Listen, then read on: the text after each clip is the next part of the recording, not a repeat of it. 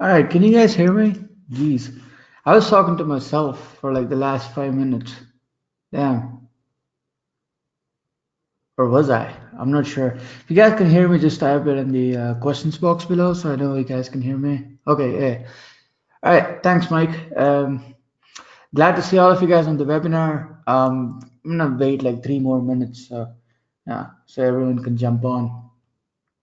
Cause I don't want to miss. I don't want anyone to miss this live, because they can ask questions and shit, and we don't want them to miss it. What's funny is I actually am the worst at any sort of technical shit. Um, if you guys ask me to build a Shopify store, like all the technical aspects of it, set up the upsells, the manual bundling and stuff, probably not be able to do it. I'm just that bad at it. But the good part about this business, and especially making money online, is the fact that uh, you really can zero in on what you're good at and use that specific skill to make money rather than just try to uh, master everything you know uh, but anyway, the reason I'm telling you that is because if you guys can't hear me or something like that, please let me know in the questions below. Because 80% of the time I fuck up with something technical, um, which explains why I have a big team of people basically doing all the tech stuff for me, so I don't have to go and mess with it. Because the moment I start touching anything with technical stuff, man, people, stores are going to be very problematic. You know, Shane's on. Bro, if you can hear me, just type yes in the comments or whatever.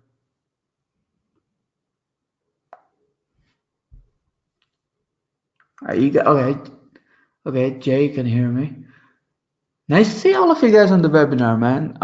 Because I generally don't do anything live, and I think the last I did anything live was probably the. Oh wait, I did the webinar last week, but anything before that was probably the Q&A session for the mastermind, which some of you guys were. But yeah, we'll give it like 2 more minutes, and then we should be able to go into it, go into the webinar. I mean, um, so this webinar I've kind of changed it a bit. Usually, like with my other webinars, uh, there's a lot of talk about how much money I'm making and stuff like that. I mean, this is basically how you build up the whole credibility. I mean, that's like the webinar formula, right? So you build up a credibility value and shit. For this specific webinar, I haven't done anything like that. So there's not a lot of uh, let me build up credibility stuff, and there's not a lot of I'm fucking great and you should buy from me kind of shit. This is more about you, and this is more about how I can help you guys. So there's a lot of slides that I'm going to show you guys, and I'm going to show you guys a lot of cool concepts. Okay, that we're using right now. I mean, as a matter of fact, I was just talking to my friend. Um, and like we have this sort of system, like I don't want to guarantee or anything because that again could be problematic legally, but I don't want the FTC on my ass or whatever. I'm sure you guys understand. Like no one on the internet is going to guarantee shit. But anyway, I sort of have this system, right? It's like I have this sort of exact procedure that we follow with like about every store, and we end up scaling every store we touch. Regardless of how bad the products are, regardless of how bad the niche is and stuff. Now, of course, these do play into the whole game of making money, and you need to have a good niche, and you need to have a good store, and you need to have great products. Which I mean, but for the most part, regardless of what's going on, we still figure out a way to scale the thing to like $5,000 a week in about 10 days max, 8 to 10 days. That's all we need really to take a store from whatever it's doing to 5 to 10K a week, and then scale it up from there. Now, scaling it up from there is it's kind of a different ball game because because scaling on itself, uh, it's simple. It's not complicated, but the whole system sort of changes, and then the product starts like really come into the play and stuff. But the initial test campaigns and stuff and scaling the store up to like 5 to 10 grand a week, I can do that to about any store, using a certain set of, I don't even know what we would call that, like maybe guidelines, maybe procedures, or sort of like a blueprint. I think that's what you can call it. So yeah, I mean, we could use that to like scale up any store, literally, right?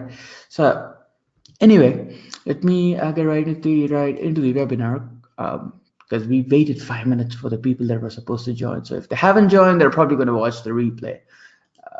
If let me make sure I'm recording this. Okay, there you go. Oh wait, you guys don't see my screen yet. Damn. All right, that's crappy. All right. So yeah, I told you I'm pretty bad at technical stuff. But anyway, can you guys see the screen now? Let me know in the comments section or the questions section if you guys can see the screen. All right, you guys can see it. We minimize this, maximize this. All right, guys. So welcome to this presentation. This is an Elite Ecom Group webinar. I couldn't think of like the best title to use, so I just titled it "How to Crush It with Ecom in 2019" because that's really what I'm going to be showing you guys. All right. So before we get started, as usual, I have to give you an income disclaimer. Testimonials and examples on this website or on this webinar, sales video, whatever, right, that you see, they do not really apply to the average person. So like, it's not like everyone that's gonna watch this webinar goes out and makes like $100,000, right? Because I don't know if you're going to implement whatever I'm going to show you. I don't know how you're going to do it. I don't know the present market conditions. I don't know when you're watching this webinar. You probably were watching in 2050, and Elon Musk is now the new ruler of the world. Okay, you never know. You never know. So wherever there's any income proof and testimonials about people making money and stuff, I wanted to realize that that doesn't mean that you're guaranteed to make that sort of money, right? I mean, if you work, you're going to make money.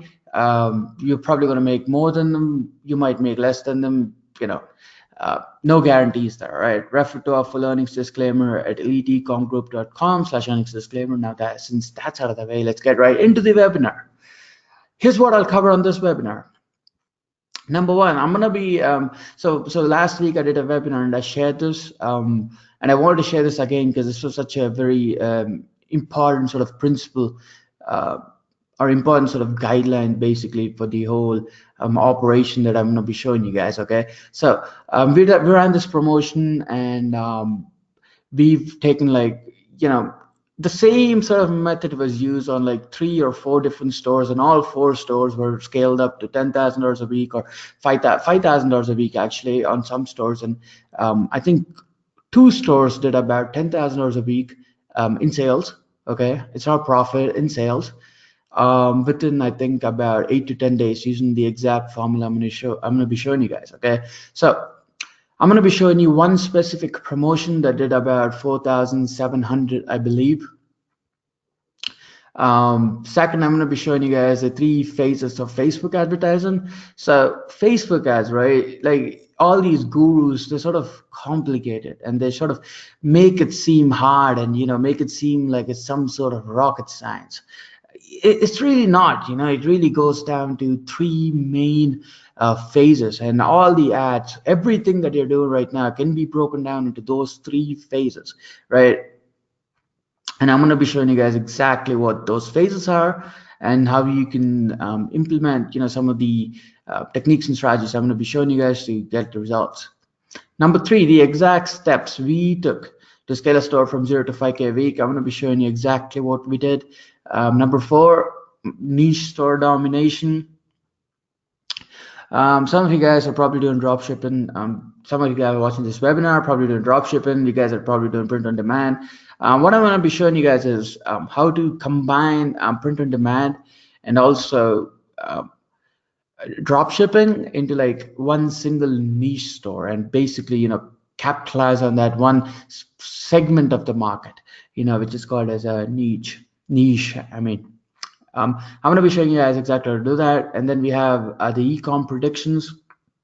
I have a few solid predictions of how e-com is going to turn out in 2019. There's going to be some major changes. There's going to be some minor changes that I'm still gonna share with you, but you don't have to worry about them. But these major changes that I'm actually going to be sharing with you, they're really important, and actually feel bad because not a lot of people can actually watch that. I mean, only you guys watching the webinar are probably going to know about that, okay? Because no other guru is really talking about them, you know. And then I'm going to be showing you guys what you should spend your time working on. So recently, right, a guy messaged me and he's like, hey, I have $10,000. Okay, I want to build an e-commerce store and scale it up to $100,000. What do I spend money on? And I'm like, okay, well, what do you think? What do you think you spend money on? And he's like, oh, hey, I want to buy this theme. I want to get this graphic design guy, for $2,000, and then I want to get this copywriter for 1,500 a month, something like that, right? He had all these, plans and stuff. So he's like, okay, 1,500 for copyright and stuff. This branding stuff is like another 2,500. He was about to pay some branding coach like 5 grand or something to get her help on, making the site look good and stuff. And this made me realize that a lot of people are mega confused about, number one, what to spend money on, and number two, what to spend their time on, right? And this is pretty bad actually if you think of it, because now guys like these, they have like $10,000, $20,000. Some people are like, they have like $1,000, right, and they want to make money from it. Now when they like listen to gurus like these, right, so like I know gurus, like I know some of these branding people, right, and I see some of their posts in like groups and stuff. They're like, hey, if you have $1,000, you spend $800 on like getting your website looking good because that's how you're going to make money. No, that's not how you're going to make money. Okay, and I'm going to be showing you guys exactly how to spend your money, how to spend your time. Okay, so if you don't have any money right now and you're watching this, you have like 10 hours a day. I'm going to be showing you how to sort of use those 10 hours to get results. Okay, and I'm going to be showing you guys what to focus on.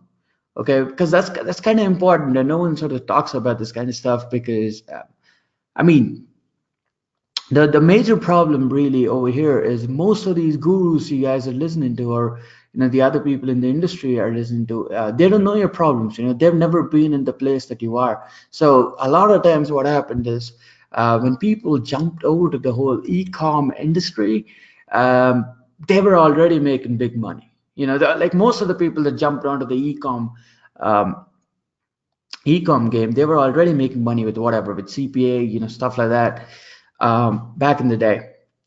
So they had big budgets. They had big budgets because they were making money. Some of them had a job too, like a very high-paying job, and like they were using all this money to build their e-commerce business. So they never sort of understood the problems that an average newbie faces because these guys are making money already, right? So for me, for example, the I think the first or the second thing I did in this industry was actually e-com. I was trying to make money with Teespring. Not even Teespring. I was trying to make money with another company called Zazzle, and this was way before Teespring. No one even knew about print on demand when I was using Zazzle and CafePress and stuff. But yeah, so I sort of understand sort of the major problems that held me back and what are holding you back, and um, I just want to give you guys solutions to it. Okay, and then we have a Q&A, and then I'm going to be sharing with you guys an exclusive opportunity. So guys, if you guys can still hear me, if I didn't fuck up the technical stuff, and hopefully not. Okay, I didn't see the questions. Damn. There you go. Uh, Okay, you guys excited to learn some cool stuff? Dang, we have like 11 attendees. That's pretty damn good. Because I saw like 8 people earlier. Now we have like 11 people. That's pretty damn good. Um, awesome, bro. Okay, let me get back into this.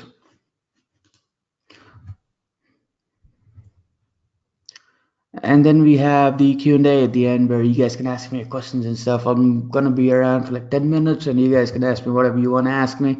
I'll answer them. All right. So quick snapshot of what's possible now, guys. This is basic protocol for like all my webinars, because I want you guys to believe me, and I want you guys to like actually go out there and implement, right? But you're not going to take action on anything unless you're 100% sure that I can generate you results. Like, you got to believe in me to go out there and get like do anything that I tell you guys, right? So this is a quick testimonial I wanted to show you guys. Hey, Ace and Ron. Thanks for all your help. I've used a strategy to go from $0 to $10,000 a month in 30 days using e-commerce and printed demand business model. Last month at about this time, I was struggling with affiliate marketing, but you saved me by showing you a strategy, and I'm really grateful for it. It's crazy how easy this is. Okay, so now since that's out the way, let me before we even talk about like the strategies and stuff, really quick, let me give you a brief introduction of me. I don't want to waste too much time, so I'll just read through the text. One of the first people to start out with the print and demand business model. As I told you guys already, I quit my job a long time ago. I don't work in a job. All my money comes from like my online marketing stuff. I have a few businesses actually, so I love traveling, marketing, helping people, doing all that sort of cool stuff. I have over 2,500 students from over 119 countries, which is pretty damn good, right? I'm brutally honest and might even come across as arrogant or rude. Some of you guys watching this webinar, you guys have known me for like what, the last, I think, 4 years or so. I know Sean is in the webinar, so I think you've known me for like what, 3 years? I don't want to go back and actually look at the questions again, but you can drop it there so I'll know. So some of you guys have known me for years. You guys know that I have the best intentions at heart, but I want to help you guys. So sometimes I might come across as rude or arrogant or even aggressive or whatever. You know, I just want to help you guys. And if being rude sort of does the thing, then sure. Because I don't like sugarcoating stuff like most people do. Anyway, here's some income proof. Okay, and I'm gonna run this. I'm gonna run through this thing very quickly. Okay, so that's $245,000 in sales. That's $88,000 in sale screenshot. This is some. This is actually some CPA stuff. Not CPA stuff, but like some affiliate marketing stuff. Back then. But the reason I'm showing you this screenshot is because it really doesn't matter what you're promoting. So if you guys are doing affiliate marketing, e-commerce, MLM stuff, high ticket coaching consultant, the entire sort of principle goes down to the same exact thing: drive traffic, convert traffic into sales, and convert sales into upsells and make more money. Okay, same principle, just the strategy sort of change. But that's a profit screenshot of 106,000, a revenue 74,000 in a month. Pretty damn good, right? But anyway, let's get right into the content. I don't want to waste too much time with all the sort of introduction stuff. Anyway, the amount of money that we spent on ad spend and fulfillment in a week for this specific promotion I'm telling you guys about was 3,658. Okay, and this like includes the ads, the fulfillment, all that sort of stuff. The amount of money we made back was 4,700. So we profited about $1,000, $1,050, but let's just say it's $1,000, right? And then the best-selling products were the watches and the phone cases. A lot of people now they really like overlook watches and phone cases, but they actually convert pretty damn good. So anyway, those are the stats of the promotion. So if you I know some of you guys on my last webinar, some of you guys were like some of the guys were like, hey, don't tell us about the revenue, give us a profit and stuff. Well, that's really why I want to put that in there, so you guys know exactly the kind of profit that we're making and stuff like that when it comes to campaigns. Now the reason we had a lower profit was because a lot of the stuff we were doing then was like testing stuff, right?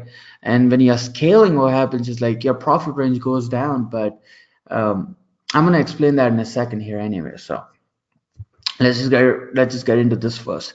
The 3 phases of Facebook advertising. Number 1, testing. Number 2, optimization. Number 3, scaling. Now everything that you do in Facebook goes down to these 3 phases. Okay, so there's no 4th phase here, really. Okay, so everything that you do, so if you're running a test campaign, it goes into the testing phase. If you're cutting campaigns, killing campaigns, trying to scale winners or whatever, That's good. That goes into optimization. If you're scaling winners, okay, you're taking winning campaigns, duping ad sets, you try to scale stuff, that goes into scaling. So you could be running whatever. You could be running awareness campaigns, PPE, website conversions, website clicks, whatever you guys are running. At the end of the day, it goes down into these three main phases, right? Of Facebook advertising. And everything like this makes it very simple for you, and it should be simple because the entire business model is simple. It's not easy. Okay, it's not easy. Like, you still have to work, but it's simple. And if you can't keep it simple, then you won't make any money because you're going to feel overwhelmed all the time and you won't take any action. Okay, so again, remember this, guys. Everything that you do needs to be quantified, or needs to be broken down to these three sort of phases, right? So you got to know which phase you're in, so you can go to the next one. So the first phase is testing. Okay, so this is the first phase of Facebook advertising. This is where you test products, angles and creatives. Now, for some of the guys on this webinar who are not really familiar with words like angles and creatives, basically an angle means that it's a hook, right? So there's a few ways to promote everything that you're trying to promote. So if you're trying to sell a watch in maybe the Christian niche, right? The angles could be, let me give you two example angles. One angle is going to be, do you love Jesus Christ? And if you love Jesus Christ, buy this watch, right? So that's angle number one. Angle number two would be, do you want to spread the faith of Christianity or something like that? And then that's going to be angle number two. Okay, and for every sort of product, you got to get your angles together. So that's like your main hook.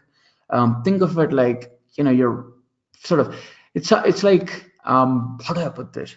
I can't think of the right example to tell you guys, but an angle is basically like this hook kind of thing, right? That you use when it comes to advertising. That's what, your main ad copy and your creatives are going to direct it.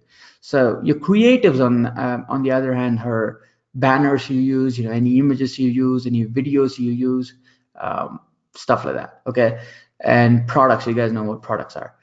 This is where, so the first phase is where you actually start testing products and angles and creatives.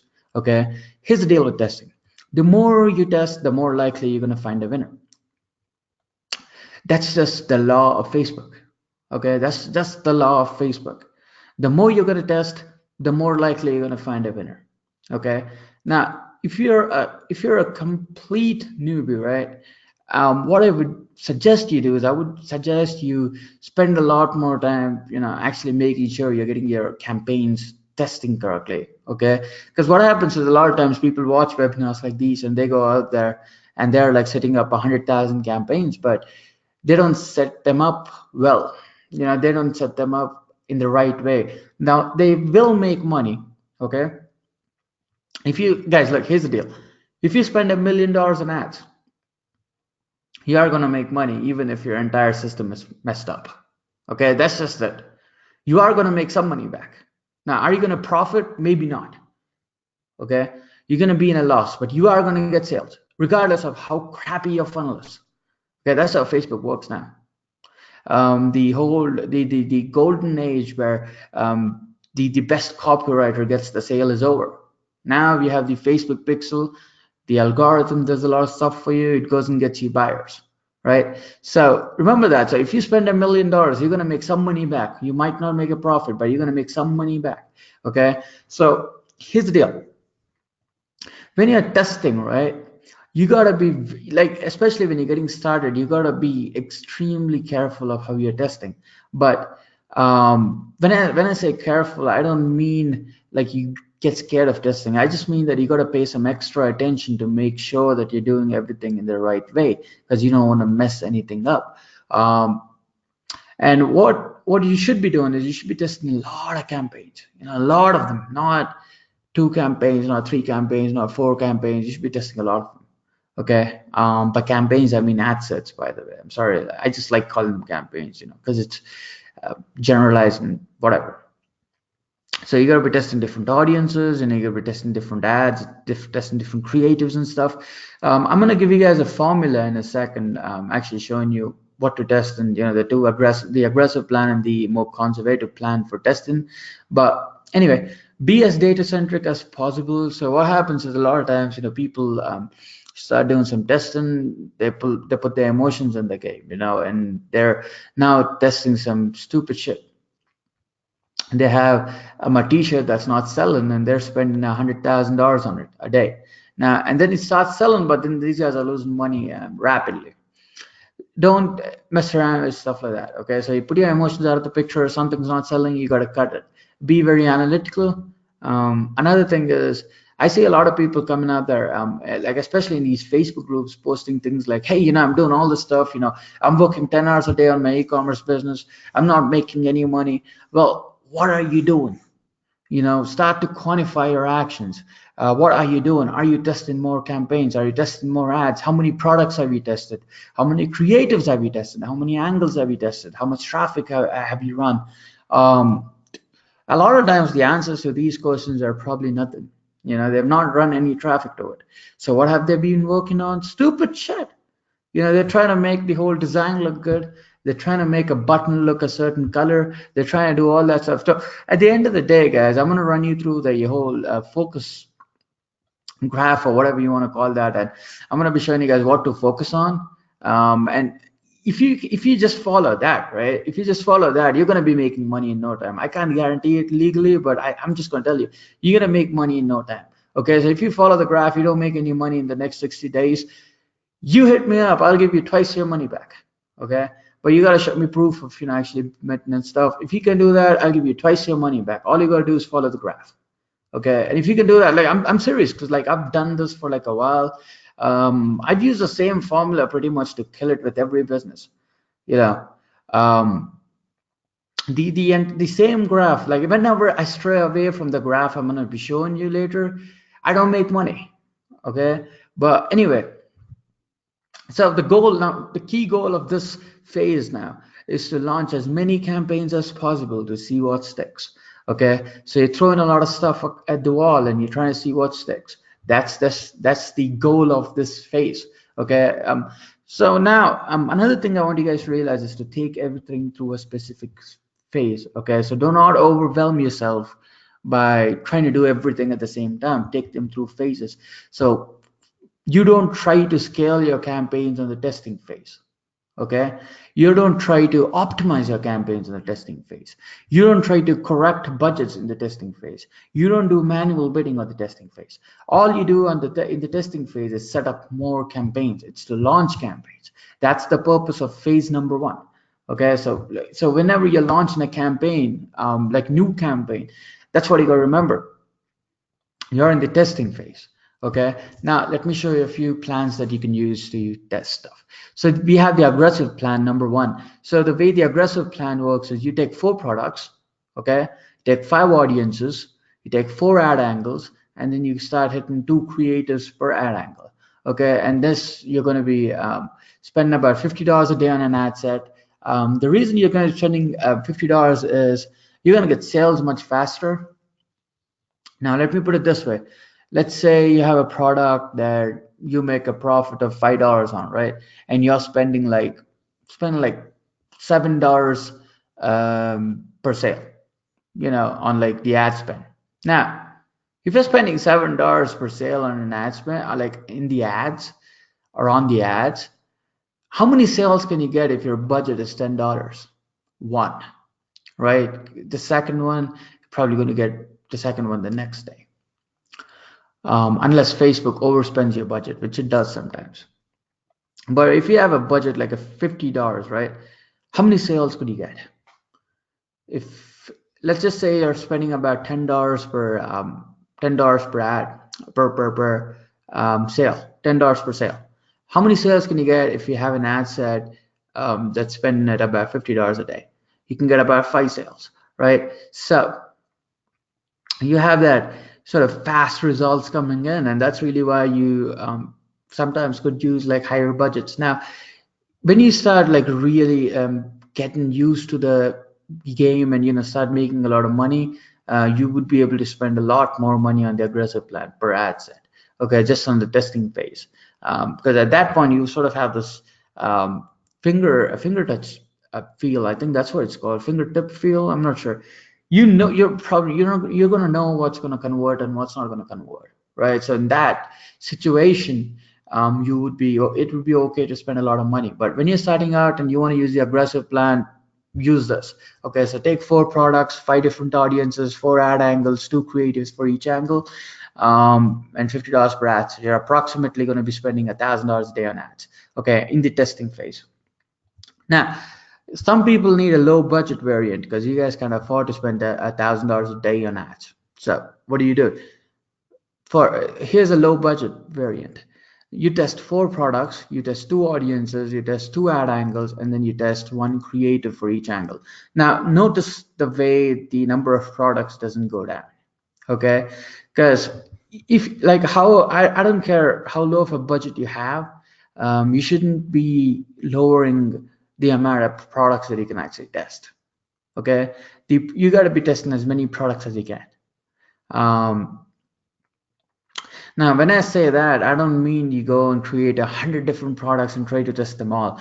I'm saying that you gotta have, like, the most importance should be given to the products when it comes to the ad level.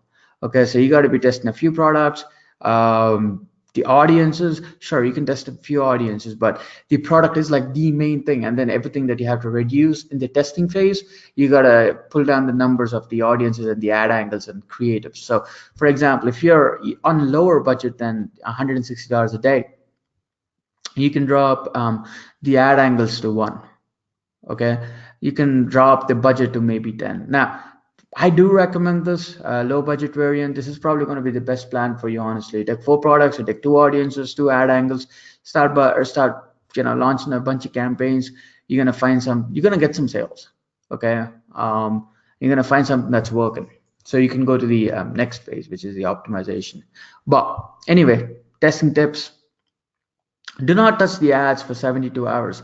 Something I see a lot of people doing is they start up a bunch of ads, and then within minutes they're like, oh, what's going on? And, like in 2 hours they go back into the ad account and they're like, shit, what's going on here?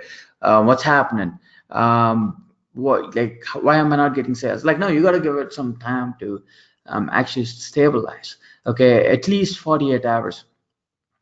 Me personally, I give it 72 hours, because 72 hours is like what the algorithm takes to, study the exact kind of customer that's gonna, or the exact sort of person that's gonna buy your product, and it's gonna get you that sort of person. It's gonna get you a link click or whatever from that person. Okay, so don't go back into the ad account every 2 hours and just worry about your fact that you're not getting any sales, because you're probably not going to get any sales in the first 2 hours or whatever. It's going to take a while for the ad account, for the algorithm to go out there and figure out who's the guy that's most likely to buy whatever you're selling and bring him to you. Okay. Second, whenever you have an opportunity, test more products. In the testing phase, whenever you have an opportunity, you got to be testing more products. Okay, so if you had a choice between testing more audiences and testing more products, your choice, you should be taking the testing more products option. Okay, all the time. Run PPE ads to get feedback on designs prior to running testing ads. Now, something that a lot of people don't teach really is the fact that you can run PPE ads to get feedback on your designs. Okay, so if you have a t-shirt that you want to run, if you have a drop shipping product that you want to sell, you can run a few PPE campaigns, right? And then look at the interaction, look at the engagement to see how many people are liking it, how many people are sharing it, what kind of comments it's got, do people love it, do people hate it?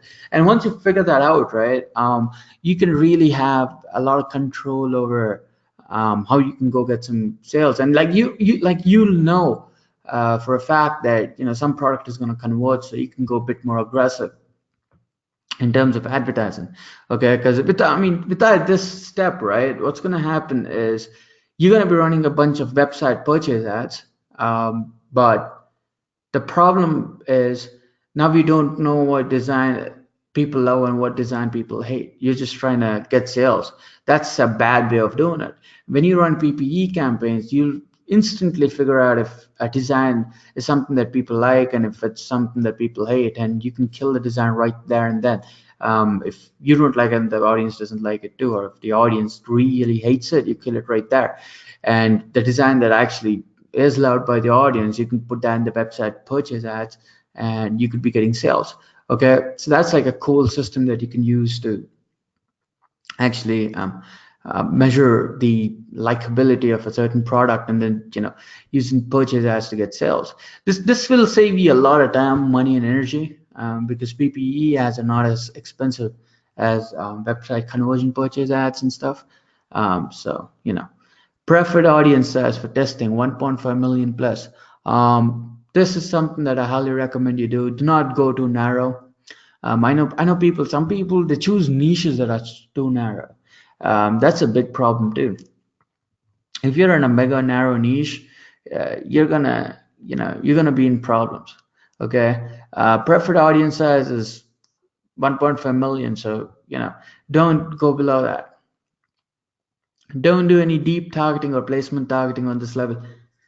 Now, this really goes down to how experienced you are. Okay, now me personally, there's a few campaigns where I've set engaged shoppers and additional behavioral targeting basically, but for 80% of the time I don't do it. I don't place any of that additional targeting because I don't want to confuse the Facebook pixel. Okay, because the Facebook pixel is basically being your slave right now. That's what it is. It's your slave. So you give it some money, it's gonna get data, and then once it gets that data, it understands who's the person that's most likely to buy whatever you're selling, and then it goes and brings them to you. Okay, which is pretty damn good. So you gotta know how to leverage your slave here. Okay, and actually make money with it rather than trying to micromanage everything. So the problem with setting any sort of behavioral targeting, like engage shoppers and stuff, is number one, you're going to have a lot of competition, and number two, you're going to be confusing the pixel. You're going to be narrowing down your audience size, which Facebook really doesn't like, and you're gonna see some higher numbers, basically higher CPMs and stuff. Now, start the campaigns between 12 to 3 a.m. Generally, the Facebook pixel starts to plan out the next day, like by 3 a.m. So start all your campaigns between 12 to 3 a.m. and you should be good. Now, guys, if you guys can still hear me, guys like what I'm teaching you guys, let me know. Let me know if you like what I'm teaching you and stuff. I see a lot of yeses coming in. Awesome. Love it. Awesome. Okay. Let me go back into this presentation because we have a long presentation to go, man. I got to share with you guys a lot of techniques and stuff. But anyway, now since the first phase is complete, right? Let's go on to the next phase of this Facebook ad strategy, which is optimization. Now, optimization is basically a process where you identify what's winning and what's basically taking up a lot of your money. Okay, hang on, I gotta minimize this. I can't see. There you go. So the other the sort of major goal really is to boost your campaign ROAS. Okay, now ROAS is return on ad spend. That's like the primary goal of optimization. It's like boost your campaign ROAS, and the secondary goal is to get your campaigns ready to be scaled. Optimization isn't about launching campaigns, it's about fixing your ROAS, and that's the only sort of purpose of it. Okay, now in this level, what you do is you go deeper into the campaigns, and then you start to see what ad sets are performing well, and what ad sets are not performing well, and what ad sets are killing your ROAS, what ads are killing your ROAS, and then you start cutting them. Okay, so testing is where you launch a bunch of stuff. Optimization is where you go into some of the stuff that you've launched and you see what's killing your stuff, what's killing your ROAS, what's killing your income flow, and you start killing those campaigns and you get rid of them. Okay, that's really it. It's a simple concept. So the optimization formula basically is you go deep into your campaigns after the 72-hour test period. Some people go into their optimization level at the 48-hour test period, but I don't recommend doing that. That's not enough time for Facebook to like actually stabilize. And a lot of times what people do is they go into like a 48-hour, they try to like optimize and scale after a 48-hour time period, and then when they're trying to scale, they're going to see this whole thing change. Like everything is going to go in the opposite direction. So an ROAS of 3 or 4 is going to go down to like 1 or 0.5. The problem here is, I mean, here's the deal. The reason this is happening is because the person ran that for only 48 hours, and there's like 24 more hours to go. So he never got the exact accurate result of what's happening. So he basically fucked himself. Now, sometimes what happens is the reverse happens. Sometimes you start getting more sales. But if you guys want to just get some accurate results, I recommend just letting it go for like 72 hours and then optimize on them. Okay, so the testing phase for 72 hours and then start optimizing them. Here's my ideal optimization process. I'm going to be running you through a few basic rules that you can use. Number one, if an ad set has 0 sales after 72 hours, kill it. There's really no justification about it. If your ad set has like 0 sales and like the numbers are bad, the ATCs are bad and stuff, just kill it. Okay, there's no need to run it. If an ad set has like 5 sales or above, look into the ad level and see if there's any ads with 0 sales and kill them. If an ad set has 0 sales but has a ton of add to carts, what you do over here is you try to like aggressively bump up the ad set budget by 25. There's a few methods to do this. One of the easiest one is just bumping up the ad set budget by 25 and then running it for 24 hours. If it still doesn't generate any sales, be ruthless, kill it. Again, be very data centric. Once that initial process is done, it's time to look deeper into your campaigns. If any ad set has an ROAS of -1, enter into the ad level and see what ads have an ROAS of -1 and kill them once you find them. Okay. If any ad set has an ROAS of 2.5 plus, enter into the ad level, see what ad sets have a terrible ROAS -1 and kill them. So when I say -1, I don't mean -1. I mean like below an ROAS of 1. So these are a few basic rules, and if you guys are taking notes, you guys are going to get the replay too. Okay, so these are some of the rules that you're going to be using, and this is a standard protocol that we use in our agency service too. So I mean, of course, the numbers are going to change here and there. For certain products with like super low margins, the ROAS has to go a bit higher, but generally in most cases this is a standard sort of guidelines or standard rules of operation, as I would like to call them. So these are this is exactly the kind of optimization that we do to campaigns. Okay, quite simple, right? It's not that complicated. So here's a few tips. Number one, never touch something that's working. If you have an ad set making you a ton of sales, you don't bump up the budget. Okay, what that does is basically kills the campaigns and kills your sales source, or your source for the sales and stuff. So never touch something that's working. Never touch something that's getting you sales and stuff. You shouldn't be doing that. Be very data centric and not emotional. If you like a design but the design is not getting any sales at all, kill it. If the market hates it, kill it. It doesn't matter if you like it or if you hate it. If you hate a design but the market loves it, then run it. Your goal here is to make money. Your goal here is not to sell what you like and what you don't like, right? Now, 80% of the time, what you like is probably what's going to convert, honestly, especially if you're very deep into your niche. But about 20% of the time, you're going to fall in love with like a certain design, and that design is not going to convert. So if you're in a situation like that, you know what to do, right? Remember that the goal is to cut out any losers and boost the overall ROAS of the campaigns. So you don't want anything to drag your ROAS down, and you're trying to get rid of anything that's, you're trying to kill anything that's trying to drag your ROAS down. Now, since the second phase is complete, let's move on to the next one, which is scaling. Now, scaling is basically a process where you take campaigns with a good ROAS and increase the number of sales. Okay, so your ROI might take a hit, but you'll generate a ton of sales which make up for it. So here's a question for you. Would you rather spend $50 to make 300 at an ROAS of 6, or would you spend $1,000 to make $3,000 at an ROAS of 3? Now, here's what you got to realize. I know there's people out there, man. There's some crazy people out there. Okay, I saw a post in this other this millennial group. I think it was called. There's this guy. He gets in and he starts talking about how profits must be valued more than anything else. About how a high ROAS is very important. All that sort of bullshit, right? Here's the deal. Profits should be sort of valued, but sometimes breaking even is much better, because then you have like this whole you have data, right? So at any point in time, you should be looking to get more and more and more and more sales.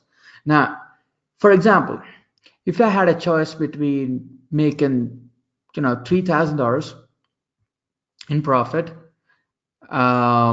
spending hang on, let me put it this way. So if I had a choice between making $3,000 and having a profit margin of about 75%, and making $3,000 with having about 150% of the sales, so I have like 50% more customers than the first scenario, I will always choose the second one, because now I have a list of customers, right? I have all this data, I have all these people, okay, that I can reach out to again and sell them stuff to. Now I can hit that through email, through chatbots. I have all these options, right? But I have 50% more customers than this other guy has, even though his margin is kind of high and he's making money on the front end. So now if you're thinking of a more long-term game, right, having more customers is key. That's how John D. Rockefeller became the richest guy in the world back then. Okay, Rockefeller didn't go out there and start to look for like high profit margin stuff. What's funny is a lot of people now mention things like, Rolls-Royce, it takes like 6 months to build a Rolls-Royce, it takes like 50 minutes to build a Toyota or something like that, right? But what's funny is Rolls-Royce went bankrupt twice because they were trying to make a lot of profit, and they just couldn't sustain it, and Toyota would kick their ass anytime, right? The reason for that is because Toyota has like a larger sales volume. So anytime you had a choice between making a higher profit margin in terms of numbers and getting a lot of sales but making the same amount of money, you got to be choosing the second one. You got to get more sales, you got to get a lot of attention in, okay, a lot of customers in. Anyway, hope it makes sense to you guys. But the primary goal of scaling really is to increase the number of sales and profits while maintaining a decent ROAS. Okay, that's your primary goal when it comes to scaling. Here's a process that we use for scaling. It's something that I call the rapid scaling method. Now, obviously, when we use it, we don't call it the rapid scaling method because, it's just like second nature to us. Like everything, I have this document basically, right, for my team, and like I give them rules. So it's like, okay, hey, here's what we're going to do now. If you face this situation, here's what we're going to be doing. If you face this situation, like I have a very elaborate guide for my team. And what they do is like they go through it and basically function based on that. But anyway, the aggressive RSM is basically where you find all the ad sets with a decent ROAS and you start duplicating them. Okay, so guys, again, as I said, in optimization level, you will not, under any circumstances, change or fix a working ad set or do anything for an ad set that's working. Okay, the number one thing you got to be doing is you got to be duping the ad set first. So what happens is you can duplicate an ad set and then you make whatever changes you want to make to it. You want to change the ad copy, change the budget, whatever you want to do, duplicate the ad copy, then do it. Okay, don't try to fix a working ad set. Don't try to make any changes to it because that's just going to mess things up. So the aggressive RSM basically is you take a bunch of campaigns that have a decent ROAS, a bunch of ad sets, that have a decent ROAS. You duplicate these ad sets, okay, after the optimization process. So you got to optimize second, and then after that, you get into the scaling phase. You find a few campaigns that have a decent ROAS, you dupe them, and then you just increase the ad spend to $100 a day. That's all you do. Yeah, it's that simple. Okay, a lot of people can't do this because, of course, it's going to take you some decent amount of money to do this. This is the aggressive method, by the way. I'm going to show you the low budget variant in a second, but this is the easiest way to scale. Okay, yes, it's going to take a lot of money. Yes, sometimes you might lose money, but this is probably the fastest way. Okay, you're going to get sales quick with this method. So what you do is you bump the ad spend up to $100 a day, and then you let it run for 96 hours. Okay, this is 4 days. Because what happens is you want to give the Facebook pixel enough time to now get adjusted to the new budget, which is a bigger one. So it now needs to go after a different segment of the market because now the volume is higher. So you got to run this for 96 hours, which is 4 days, and then you optimize again. You find the winners. Same process again. Okay, you duplicate, and then you this time what you do is you set the budget to 200. Okay, and then you run it for 4 more days, and then after that, if you find a few assets still making you a lot of money, duplicate them again, and this time you set 400. So you keep doubling it from that. Okay, and this is the low cost RSM. So if you don't have a lot of money to do the aggressive one, and you still want to scale your stuff, this is the low cost variant. How we do this is basically, number one, you find all the ad sets with a decent ROAS. Number two, you duplicate them. Okay, same process basically. But this time what you do with the budget is you bump the ad spend budget by 30%. Okay, that's it. So you're not going to be doing $100 a day, you're going to be doing 30% bump in the ad spend. So if you're currently running $20 a day ads, you set 26 as the budget of this ad set. Okay, and then you let that run for 72 hours, which is 3 days, not 4 days like you would with $100 a day budget, but it's 3 days. And then you optimize again, same process. You find winners, you kill losers, duplicate, set an ad set budget of 60% this time, and then it's 90%, and then it's 120%. And then you keep running that for like 72 hours. Okay, trying to figure out, if the campaigns are still going. So you're gonna push the campaigns as far as you can, right? Sometimes what happens is your campaigns are not going to be working. So at a certain point, your campaigns are not going to be working. This is when you get manual bidding in. And the best thing to do if you don't understand manual bidding yet is if you hit that sort of plateau, I would recommend just going, just downgrading to the level that you were in before. So if you duped your ad set budgets and stuff, and now you're at like $50 a day and you're not getting any conversions, what I would do then is I would just go down to like 45 or whatever the previous level was, and just let that run. Okay, that's simple, guys. It's not complicated when you put it this way. You just gotta understand a few basic rules and operate based on them. Number one, scaling tips. Number one, have a solid ROAS before you even start scaling. So what a lot of people do is they're in a rush. Okay, they have a terrible ROAS and they're trying to scale these campaigns. You shouldn't be doing that. You should be scaling only when you have a good ROAS. So optimize, spend a lot of time optimizing your campaigns if you have a bad ROAS, because improving the ROAS is not the job of scaling. The job of scaling is to get you a bunch of sales. Optimization is where you improve ROAS. Where do you launch campaigns from? Testing. Okay, so those are the three main core phases that you got to keep in mind. Number two, give it time. The FB pixel needs to get adjusted to the new budget. So if you guys are trying to rush it, you're trying to command it to go bring you more and more stuff, it's gonna burn out, and it's just gonna eat up a lot of your money and give you some inaccurate data. So be patient. Never kill a working ad set. I gotta keep telling this because a lot of people keep making this mistake. They have this ad set making money. They go in and change the budget. Never fucking do that. Do not do that. That's a sin. Okay, what happens is when you're changing anything with an ad set, you're giving it the opportunity to stop working. Don't do that. Okay, make sure your payment source is stable. This is another major problem, by the way. So what a lot of people do is they try to scale and their payment source is not stable. So their bank card has like limits on it, their credit card has limits on it.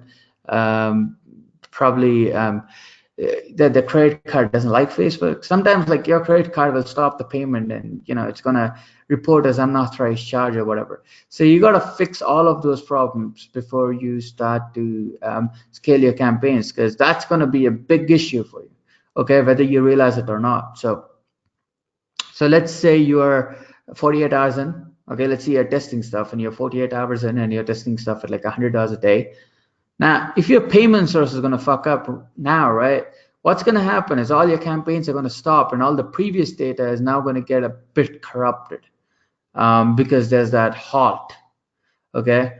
And now when you restart it again, you're gonna have problems with restarting it. Your whole thing will crash, okay? And I've like had a lot of experience with it because like I'm dealing with like client stuff, and a lot of the people have an issue with like a stable income source. So now I have everyone call their bank and lift up any limits and stuff that they have. So this is really important, guys. Like not a lot of gurus talk to you guys about this stuff because they're not running any real stuff. They're just teaching you and making money with it. Yeah, like having a stable payment source is really important, right? Like I've had campaigns that were doing very well, and then all of a sudden the payment somehow takes a hit, and then the whole thing is crashed. Okay, and even if I do turn that thing back on, like it doesn't matter how long it takes. Like you call the bank instantly, the ads are back on in 5 minutes. Doesn't matter. There was a halt. Now the entire thing is fucked. Now, if you are in such a situation, the best thing to do is to really turn off all the campaigns. Okay, so if you had a payment source issue and like all of a sudden your payments have halted and your ads have halted, turn off everything, and then basically turn them back on the next day at 12 a.m. Okay, that's gonna fix things, but again, you're gonna give it one more extra day. So if you are 48 hours in and you had like 24 hours of testing to go, turn all the campaigns off, and the next day you run it for 48 hours again in that whole testing phase or scaling testing phase, whatever. Okay.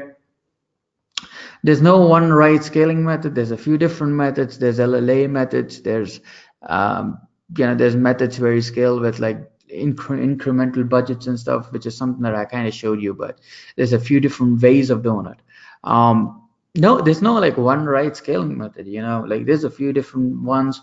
Whatever works for you, works for you. And yeah, so if you guys have any questions, you guys can let me know. Can you guys, if you guys have any like quick questions about anything, so if you guys don't understand something, something like that, let me know. If you guys can understand it, you like the information, just say, yo, that's pretty damn good. Now you don't have to type that much, just say yes if you like this info. Okay, so no, I mean, okay, so I'll answer your question. Alufa, I think, I don't know, man. This software is crazy, man. But I'll answer your question because this is not related to scaling. That's like what? That's picking your products, right? So I'll answer that at the end. So stay until the end so I can answer that in the Q&A session. If you have anything specific to scaling, then let me know. Yeah, PPE is pay per engagement. Yeah. How do you get rid of a pixel? What do you mean? How do you get rid of a pixel? Like change the pixel, kill a pixel? Another tip I'll give you guys is to get a ton of ad accounts. Okay, because when you're trying to scale, a lot of times what happens is you might run into issues where your Facebook account could get banned if you're running certain products, especially with drop shipping stuff. So the basic idea is that you can create as many ad accounts as you want with Facebook. There is a limit, but then if you contact your rep or if you talk to like their chat support shit, they'll bump up the limits for you so you can get as many ad accounts as you want. So the idea is that if you have one ad account that gets banned, you cannot create any more accounts. Okay, that's just how it works. So if you have an account that goes down, you cannot create any more accounts. But if you already created a ton of accounts and like you had one account banned, you're still going to be able to use those other accounts. So you can't create any more accounts, but you can use the ones that you've already created. So before you start going like real aggressive with scaling and all that sort of stuff, I would just suggest that you get rid of you just get a lot of accounts in place. So in case you get banned, you have another account to go to. You don't have to waste a lot of time and stuff. So have a pixel, but it's for an old store. It won't let me set a new pixel, so the ads are going to the old pixel. I'm not really sure about the technical stuff, man, but hit me up on Facebook. I'll connect you to my tech guy and he'll probably fix that stuff for you. Yeah, I suck at technical stuff, so I can't really answer that for you. But yeah, but hit me up after this webinar. I'll connect you to my tech guy and he'll handle that for you. Okay, so let's go back into the webinar because I have a lot more stuff to share. I don't want to waste time here. So now, Do you want to learn exactly how we implement this formula to scale our store to close to $5,000 a week? Okay, this is where the sales pitch comes. No, I'm joking. There's no sales pitch yet. Okay, I'm going to be giving you guys the formula. Um, Here's the steps we took. So number one, the client built a Shopify store with a theme called Booster. And then he paid a designer to get a few designs done and then add them onto t-shirts and stuff. So we didn't do that. So that's something that he did.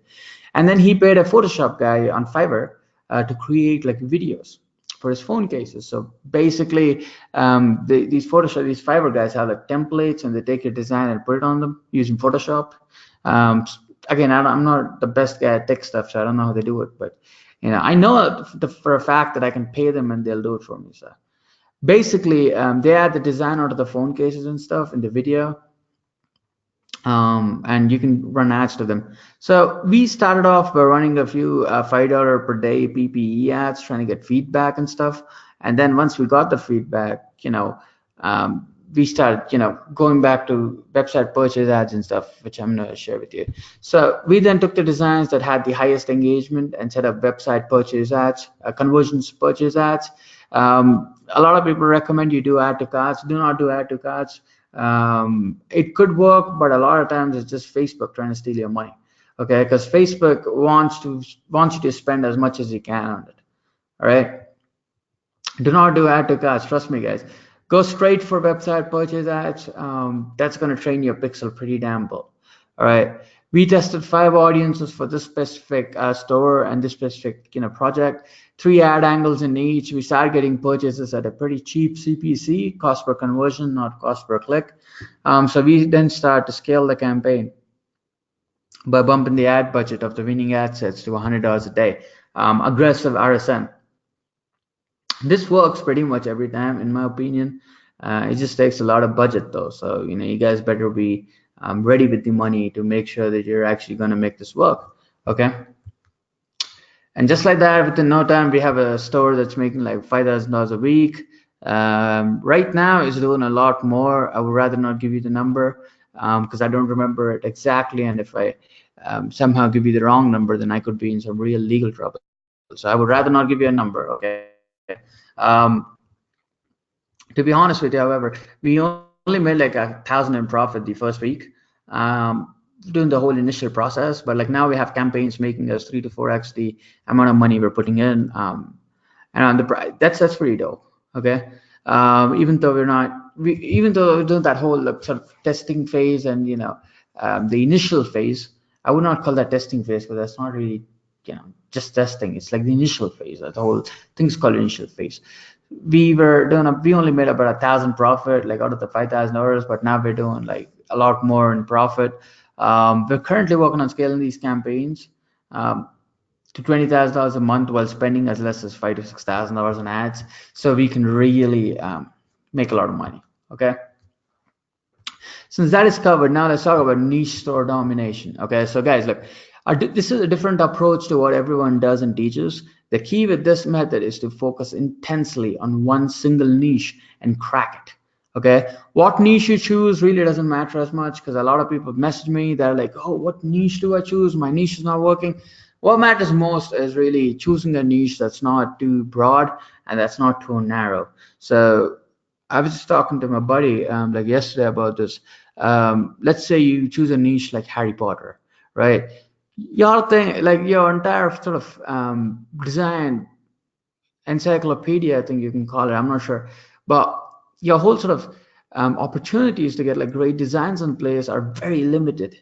Okay, because now what's going to happen is you can't use copyrighted designs. Now you got to resort to like using slogans and stuff like that. And even after that, like the fans, like they would rather just go by to the main merchandise store, to the official merchandise store, and buy stuff from them and not you.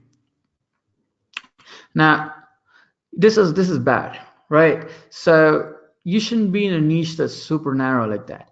But if you're in the niche like entertainment, right, where you sell like Harry Potter stuff and all that other sort of stuff, what are you going to be doing is you're going to be selling Marvel stuff and Harry Potter stuff and DC. So you're going to have a lot of options. Okay, so you might find one design that actually converts well and then you can kick it off.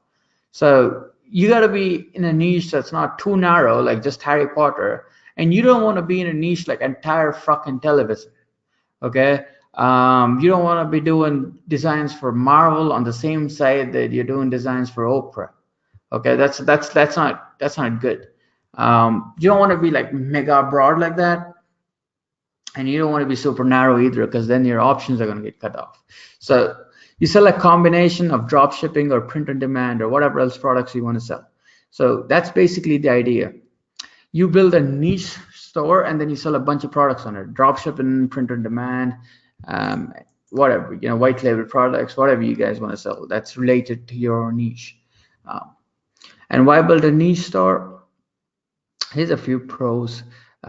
Number one, you build a cult-like following. So it's easier to build a solid brand and a cult-like following with a niche store, since you can convert whatever you're doing into a movement. So if you sell products in the travel niche, you can encourage people to, to start movements like travel free or travel more, encouraging people to travel. You're going to have your own specific hashtags. You're going to stand up for something. You can stand against something.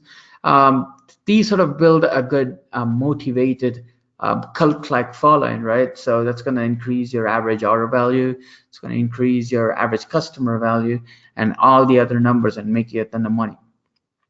It's simpler. Now it's easy to focus on like one niche, then be scattered and try to include everything in a store. Because this is why most general stores don't make any money. It's because like all the general store guys, they have like 600 different products in that they're trying to test.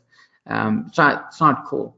Right, like stick in one niche, understand your market, go out there and sell the shit out of it, shit out of your products. I mean, more passionate customers. So a niche store is going to have a lot more passionate customers, so you can easily sell them on other products and stuff using email marketing, chatbot marketing, retargeting ads and stuff. Number four, higher conversion rates. So since you're selling to a passionate audience, you're going to have a higher conversion rate. You get what I mean. Long term, if you can make a niche store profitable, you'll make money from it for a long time. And another thing is resale value. Okay, so it'll be easier for you to sell the business or a brand. I mean, what would you buy? Would you buy a store that basically sells a bunch of scammy dropshipping products, or would you buy a store that sells a lot of cool stuff to people in the travel niche, right? You just have a great USP when it comes to a niche store. You're going to sell a ton more stuff. I mean, if you're trying to get rid of the business, then you're going to get a lot more money for it. And drop shipping, not that much, because you have no customer loyalty whatsoever. People would rather buy a business that's evergreen than a business that just capitalizes on trends like the generic store. Now, guys, when I say drop shipping, right, I don't mean that the entire model of business of drop shipping is bad. Okay, I'm not saying that. I'm referring to like generic stores. So one of those stores that where people basically sell everything. So it's not very niche specific. They try to sell everything. I think I have an example here. So anyway, this is a niche store, right? It's called Kidnappy, which is a very weird name if I think of it now. Kind of disturbing name actually. But anyway, these guys sell like baby girl stuff, baby boy stuff, clothes and all sorts of stuff like that. Okay, they have like Christmas stuff, all kids. It's in the kids niche stuff. They have everything related to that. Or look at this. Would you buy from that? Would you buy from this? Or would you buy from this? Look at this. This is a generic store. They're selling bags. They're selling ionizers. They're selling acupuncture pens. They're selling ultrasonic deep face cleansing machines. All of it on like one super shop, right? So they have all these scummy looking products and they're selling all of those on like a single shop. So, or a single store. This is not very attractive. It looks like a Chinese store where people are trying to scam people out of their money. So generic stores suck, because I've tried them too. Like I used to run a generic store myself. I've tried to run a few actually. They convert, guys, but then again, there's no value at all. So generic stores are how you see people like posting big screenshots and stuff, but they make like zero money. If anything, they lose money. So I don't recommend you do generic stores at all. Like a niche store is gonna really position you for success. This one's gonna kill you. So what are the different niche stores? So here's a few niches that you can choose from: guns, family, travel, gaming, fitness, nutrition and health, cute stuff, entrepreneurial, animals, fantasy and mythology, occupations, special skills, food, literature, and there's a few different niches that you can choose from. These are just a few that I put together for you. So here's a few key tips to choose a great niche that's perfect for you. Number one, you pick a niche you're actually passionate about. You want to be passionate about the niche you're actually going to be in, because that's going to really give you some great marketing angles. If you know your niche inside and out, you're going to have some great marketing angles to test. Okay, that's really good. Number two, do not pick a super narrow niche. As I told you guys, don't pick something as narrow as Harry Potter, because then you're going to run out of ideas and you're going to run out of design options and stuff. Number three, do not pick a niche that's super broad. You don't want to be picking a niche that is like everyone, everyone in the world needs to buy this. No. That's not a niche. Okay, that's greed. That's uncontrollable greed and stupidity. So do not do that. Stick with the niche once you choose it. So a lot of times what I see is people spend like 20 bucks on ads for a niche, and then the next moment they're complaining about how the niche doesn't convert. I mean, I have no words really. I mean, I don't even know what to say. I mean, you can't spend 20 bucks and just expect a niche to start converting. No, once you pick one, just stick with it. It doesn't matter what you run, as long as you as long as you get enough traffic to it, it'll start converting. Research your audience, so know their key terms, know their slang terms and stuff, so you can create great marketing angles to test. Here's a few bold e-commerce predictions. And this is where I start using some nice looking font. Anyway, Facebook ads are going to get really powerful, but are going to increase in price. So in 2019, right, and all of these predictions are for 2019. Number one, you're going to see an increase in the prices of Facebook ads. Like, trust me, you are going to see it. But I have a feeling that they're going to get really powerful. Okay, like, because Facebook's trying to add more options and trying to fix the algorithm and shit. Here's the other thing, guys. A lot of these predictions, these are like my opinions of what might happen. I mean, they are my predictions of what might happen. I'm not sort of guaranteeing anything. Okay, so just so you guys know, that's a disclosure I had to give you guys there. Second, drop shipping is about to get expensive and 10 times harder. So if the prices of Facebook ads increase, your margins go down, drop shipping is going to suffer. Okay, and here's another thing. Facebook now decides to review your customers. Okay, so your customers who bought stuff, Facebook's now sending them surveys, basically asking what they think about your products, have they received your products and shit. So most drop shipping, I'm not just drop shipping, because there's a few good ways of doing drop shipping, but people that are getting stuff from AliExpress, you guys got to really reconsider what you're doing, because now 80% of your customers probably have a super negative rating about the products you're pushing.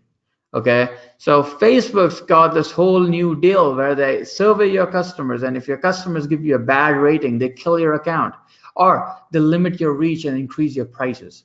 Okay, this is gonna fuck your entire business up. This is a crazy problem. Okay, it's real. Like right now, I see many people's ad accounts getting banned because they're testing that. Within no time, they'll be deploying that to everyone's accounts, and with your customers are going to get a survey that says, hey, what do you think about this company? What do you think about the product? Did you get the did you get the shipment in time? Did you get that? And if you're doing anything with AliExpress, you're going to have some crazy delivery times and stuff that really make people pissed off, and you're going to get yourself fucked up. Trust me. So careful when if you're dealing with dropshipping and if you're dealing with AliExpress, it's going to be harder for you. Now, I'm not saying it's going to be impossible, because there's of course different traffic sources that you can use, media buying and stuff like that. It's just going to get expensive and 10 times harder for you guys. So careful. Number three, general stores will suffer. Most of the general stores are built on AliExpress dropshipping, in my opinion. Okay, so they're going to suffer big time. Niche stores will thrive because obviously niche stores are legit, man. Niche stores are legit. They're not general stores. They're not scams, so they'll thrive. Number five, influencer ads are going to explode. I see the fact that influencer ads are growing every day because people sometimes are getting sick of Facebook, so they're going to influencers. And what's funny is there's more and more influencers joining Instagram every day. Okay, so 2019, I think by April or so, you're going to see a big boom in the whole influencer marketing game, because a few top companies have been like, really pushing aggressively on them. So leverage it to make money. Okay. Number six, the omnipresent win. The rest are going to die. So like from next year, guys, if you're trying to like be obscure, make some money, not really grow your brand image and stuff, you might want to rethink that strategy. You know, be omnipresent. Get a bunch of GDN, retargeting ads and stuff running, and look at how much money you can make. Okay. Facebook ads are going to survey your customers. Okay, I already covered that. Viral video marketing is going to work in 2019 too. Now you can't use the engagement bait anymore. So even a few months ago, like you could still write things like, hey, like, comment, and tag someone that you like or whatever, right? Like on your ads, like you remember some of those ads where people say, hey, like this post, and then tag someone, tag your friend and who's a vegan or some shit like that. That is pretty much banned. Okay, so some accounts can still run it. Like I'm like, yeah, there's this one account where I'm running it still. Like they haven't caught on to it yet.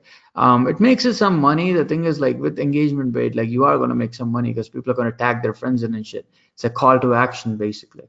But most of the time, they're just going to ban your account or they're going to limit your reach. So don't use engagement bait at all. Like that's like the thing I'm going to tell you guys. Like 2019, do not use engagement bait. Do not tell people to share your post. Do not tell people to tag their friends, and that's not going to work. But what's going to work, however, is viral video marketing. So that's going to be the big thing in 2019.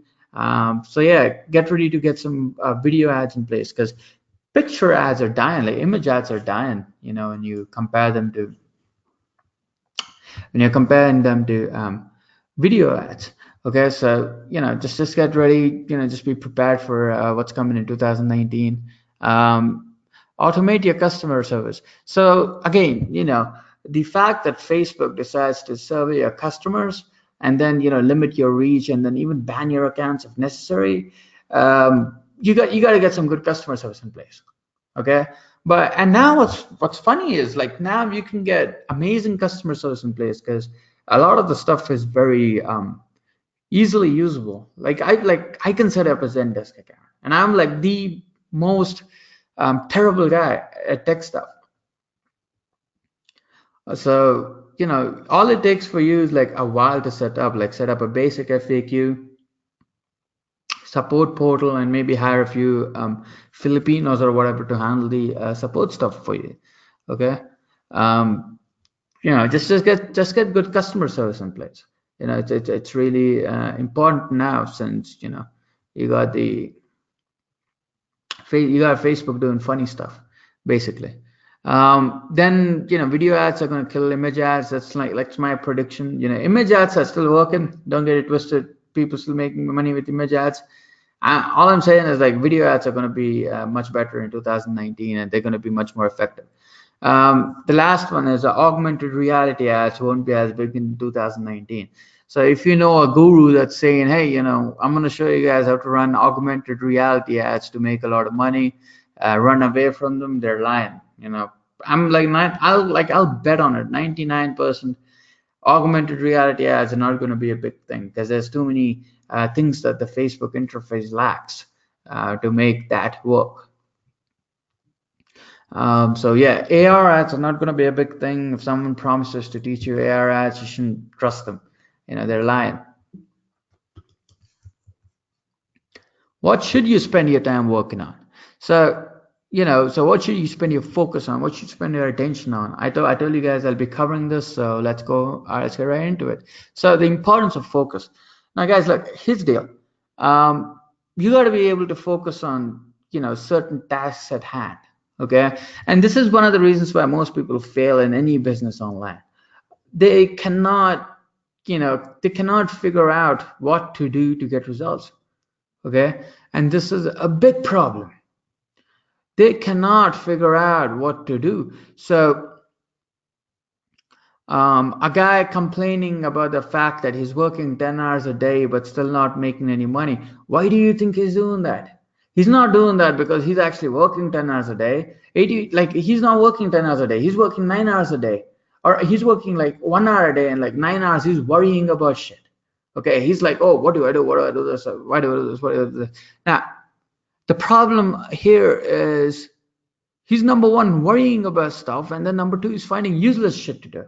Okay, so now since he doesn't know what to do to get results, now the guy says, hey, let me go do some design work. Let me make my website look better. Let me focus on all this useless shit. Let me go and write great product descriptions. Now, here's the deal.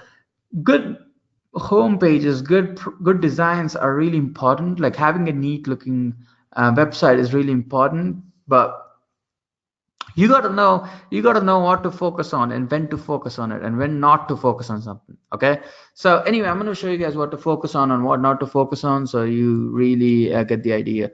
But anyway, so here's a table that I put together. Okay, and you guys should take a screenshot of this. So take a screenshot of this, and next time you're trying to get to work, I want you to look at this every single day, right? So when you're getting to work, I don't care what you're doing. So if you're doing e-commerce right now, cool. If you're not doing e-commerce, whatever the fuck you're doing, right? This is the table that's going to help you make money. Nothing else will. Okay. Put that like remember this. Have this everywhere so you know what your priorities are and you know what to focus on. Okay. So here's a few types of activities. Okay. Number one is traffic generation. Number two is product sourcing and designs. Number three is systems. Number four is branding, and number five is copywriting. Now, the importance of traffic generation. Now, traffic is basically getting website visitors to your store. Okay, that's just what it is. The importance of that is 70%. Okay, that's 70%. So the major player here is traffic. So 7 out of 10 hours. So if you have 10 hours to spend on your business, 7 hours out of those 10 hours, you got to be spending on driving traffic. That's what you got to be working on. Okay. If you have money to run ads, then go ahead Facebook ads. If you don't have money to run Facebook ads, go start begging people on Instagram to promote you. Start giving them affiliate programs. Start talking to them. Start calling people. Go to Facebook group admins. Tell them, hey, I have these great products. I want to promote them to people in your group. I'll give you 20%. Let's do this. Okay, so if you have 10 hours a day, guys, 7 hours out of that, you got to be out there trying to get traffic. That's your number one priority. Because here's the deal. You can have a shitty offer. You can have a shitty product. You can have the worst system in the world. You can have zero branding and zero copywriting skills. But if you still have great traffic, you're going to make money. Are you going to make a profit? Probably not. But you're still going to make something back. Right? These other activities, you're not going to make anything back. Like if you have a great product, right? And if you found the best product in the world and no one sees it, you're not going to make any money. If you have the best system, the best upselling system in the world, and if no one sees it, you're not going to make any money. If you have the best branding element in the world and you have the best looking homepage, but no one sees it, you're not going to make any money. Same with copywriting, right? So traffic generation is the most important thing. So focus on it. You got to focus 70% of your efforts, your money, and everything like that on traffic. If you have $1,000 right now to spend on your business to take it to the next level, 700 needs to go towards traffic. If you have $10,000, 7,000 needs to go towards traffic. Okay. If you have $100,000, 70 grand needs to goes towards traffic, and the rest had like 15%, 7.5, 3.25, 3.25, whatever. I'm going to show you guys in a second. So what do you do if you don't have enough money and you have a lot of time on your hands? There's a lot of things you can do. You can talk to influencers on Instagram. You can start doing a bunch of posts on Instagram and tagging hashtags and stuff. I know people killing it with free traffic, like making millions with free traffic.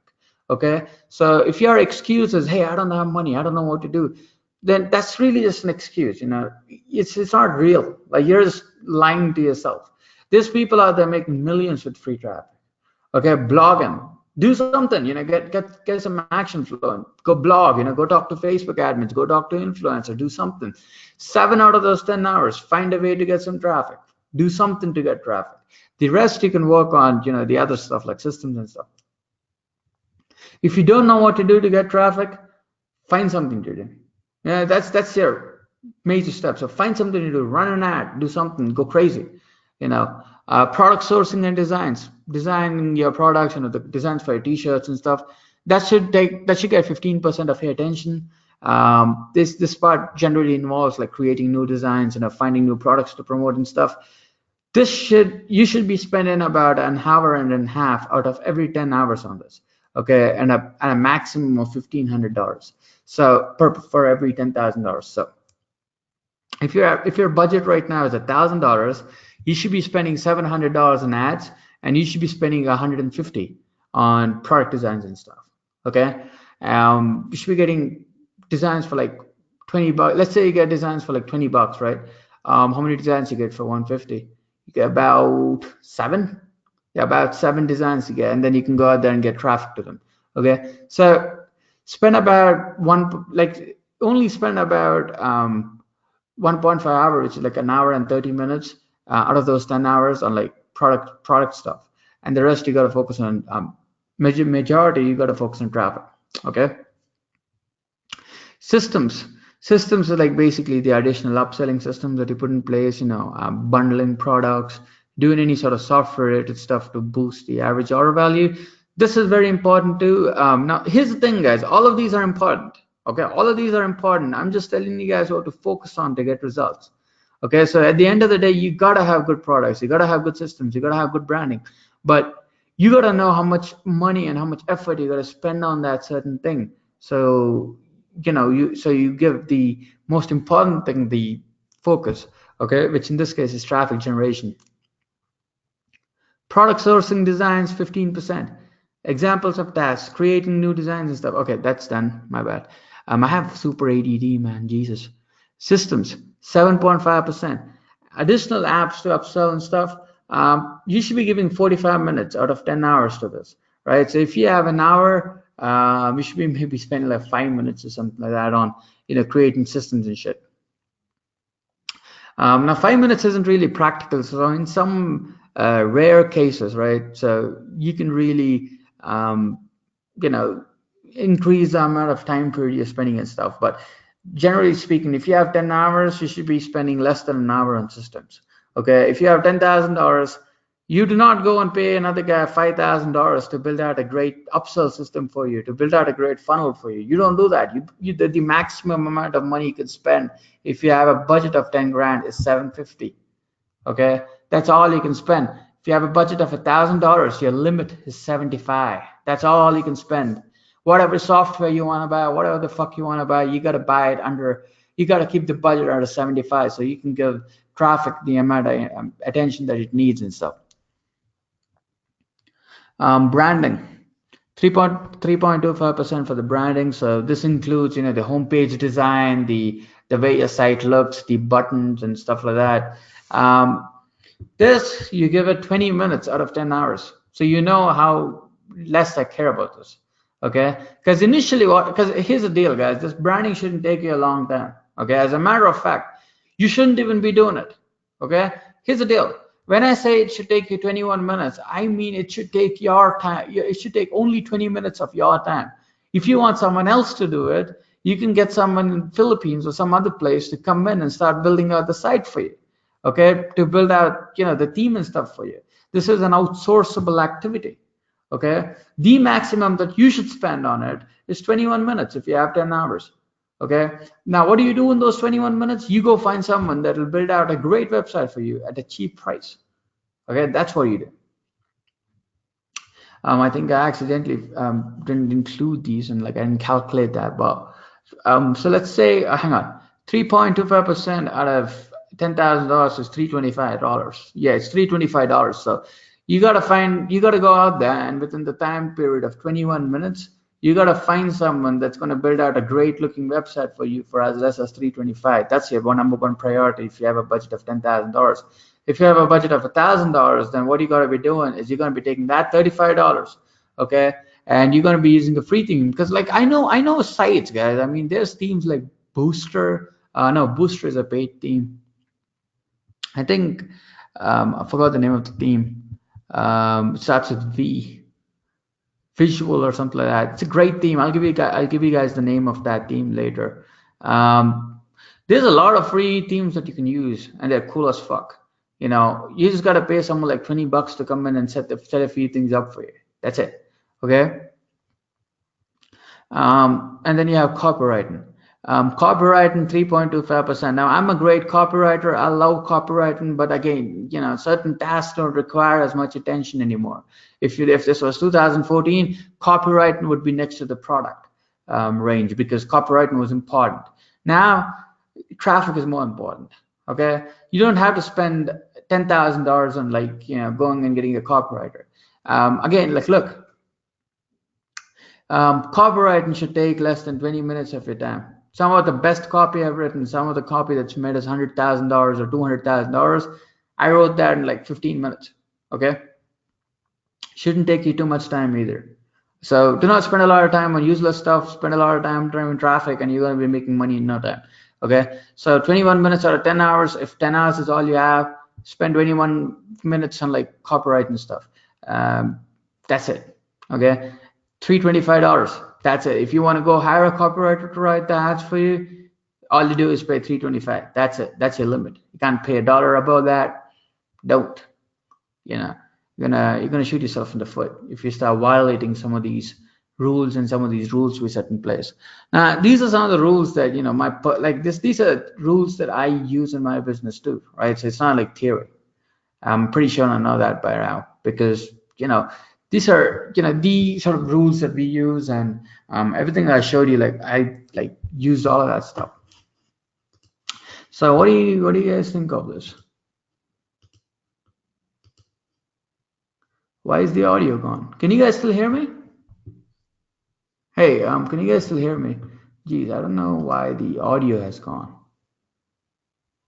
Damn. Okay, you guys can hear it. Okay. Wait, what happened? What part did you guys miss?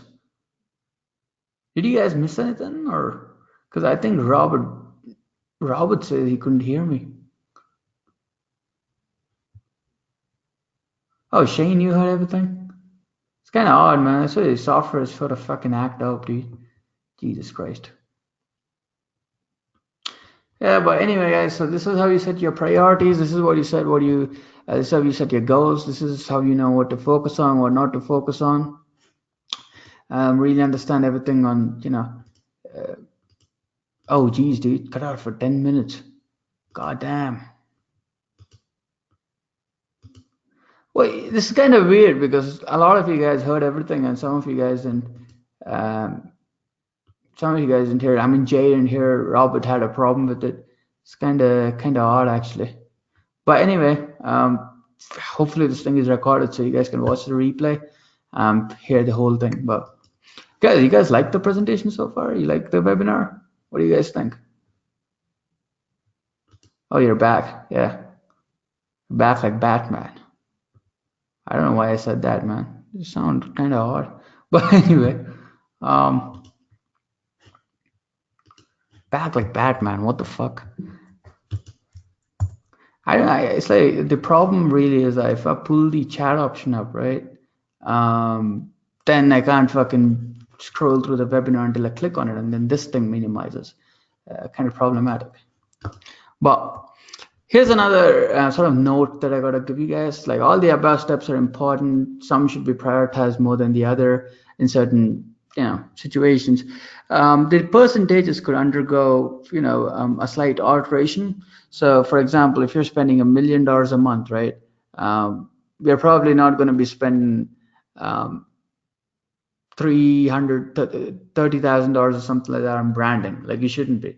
At those points, what you do is you start spending more on traffic, and then you start decreasing the ad spend, or you start cutting the ad spend of branding elements and stuff.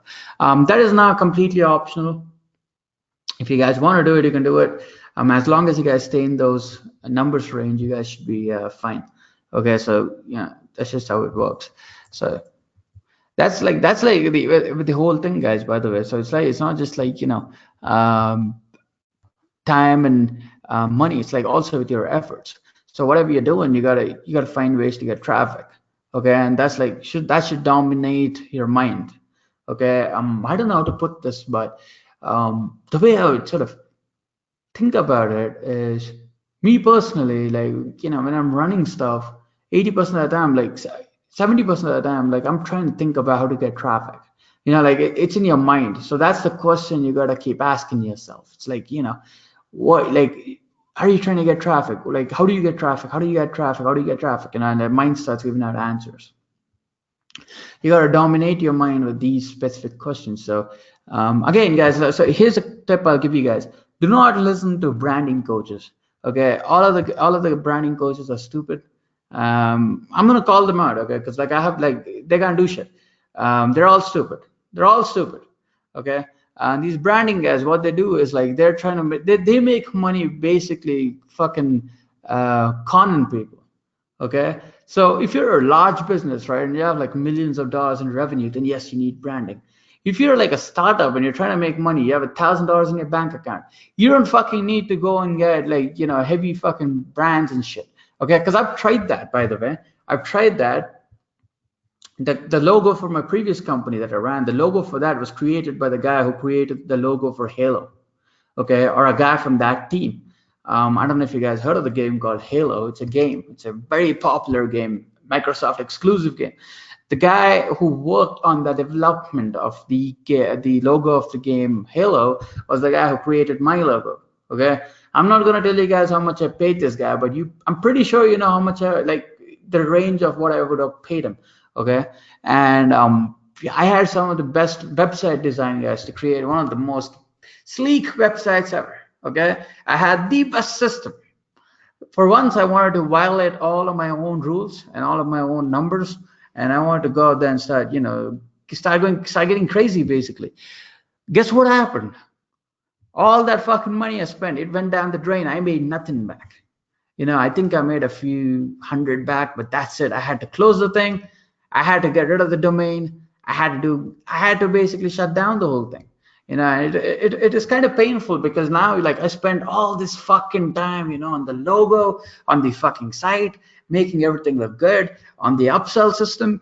And then I realized that I'm not getting any sales because guess what? I didn't have a lot of money now to spend on traffic.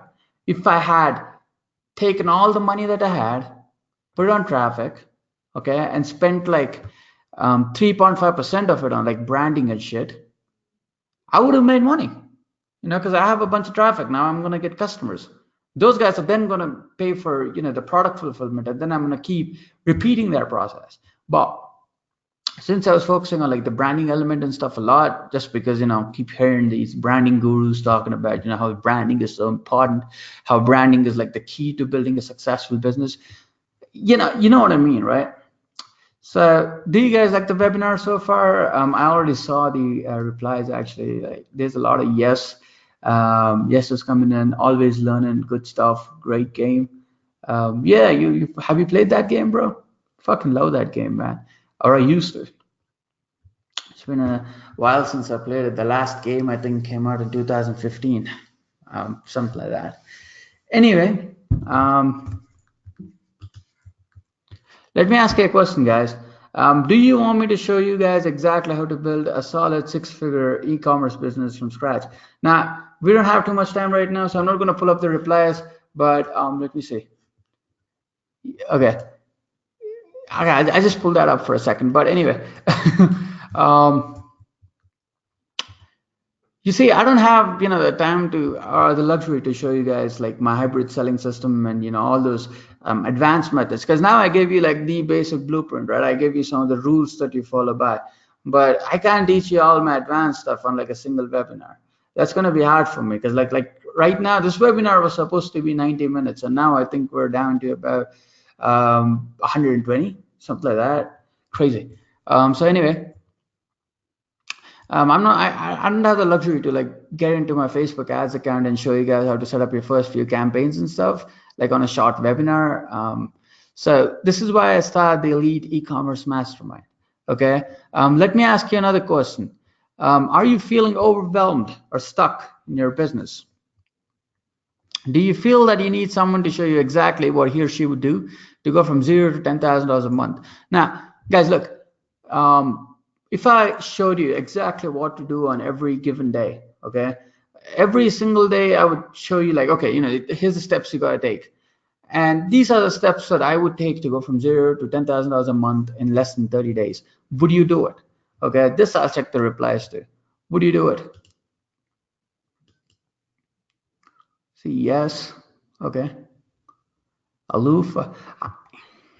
I don't know why this app doesn't. Absolutely. Yes. Awesome. So this is why I start the 30 days to 10K e-com challenge. Okay, knowing what I know now, if I go back in time and I had to build the whole business up again from scratch, there's a lot of things I would have done differently. Okay, this is why I decided to start this challenge and show you guys exactly what I would do every single day for 30 days to go from $0 to $10,000 a month. And is that something you'd be interested in? I think you guys already answered yes. We're running low on time, so put this chat thing to the side. Just keep going with the presentation. Okay, if you answered yes, then you'll also like our Elite E-commerce Mastermind. You can technically steal our money-making formula and implement it in your business to get results. You see, this is one of the bonuses you actually receive for free. Okay, when you join the Elite E-commerce Mastermind. So what is the EEM, or the Elite E-commerce Mastermind? You see, when I started sharing, what I knew about, selling t-shirts and stuff, and making a lot of money through Facebook and influencer ads, lots of people started messaging me, so I started getting these flood of Facebook messages from people, and emails, and, some people even calling me on Skype saying, hey, do you have any formulas? Do you have any special coaching programs? Do you have anything like that?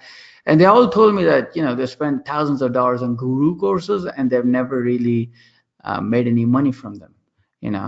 So they want me to actually create a program and teach them the exact process to build $100,000 per month online e-commerce business.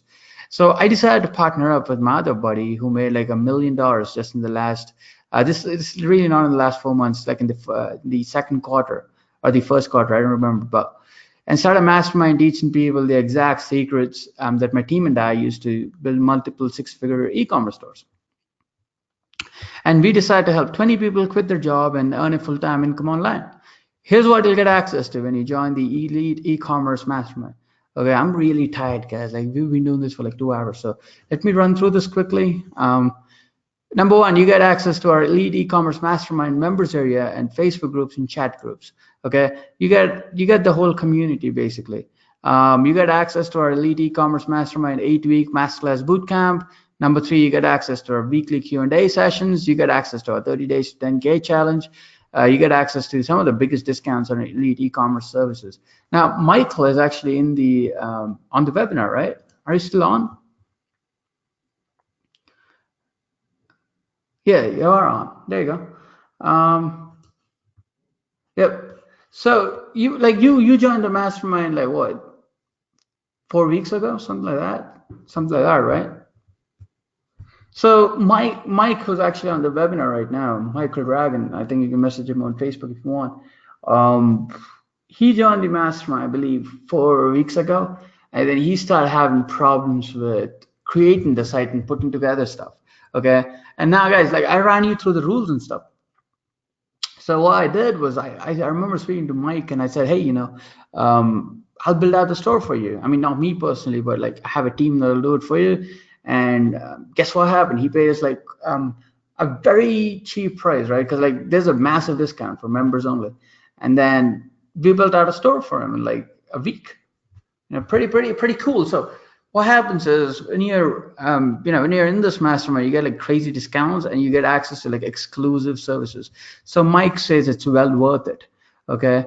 I wish you guys could see the chat, but sadly, go to a webinar doesn't allow you guys to see it. It's pretty crappy.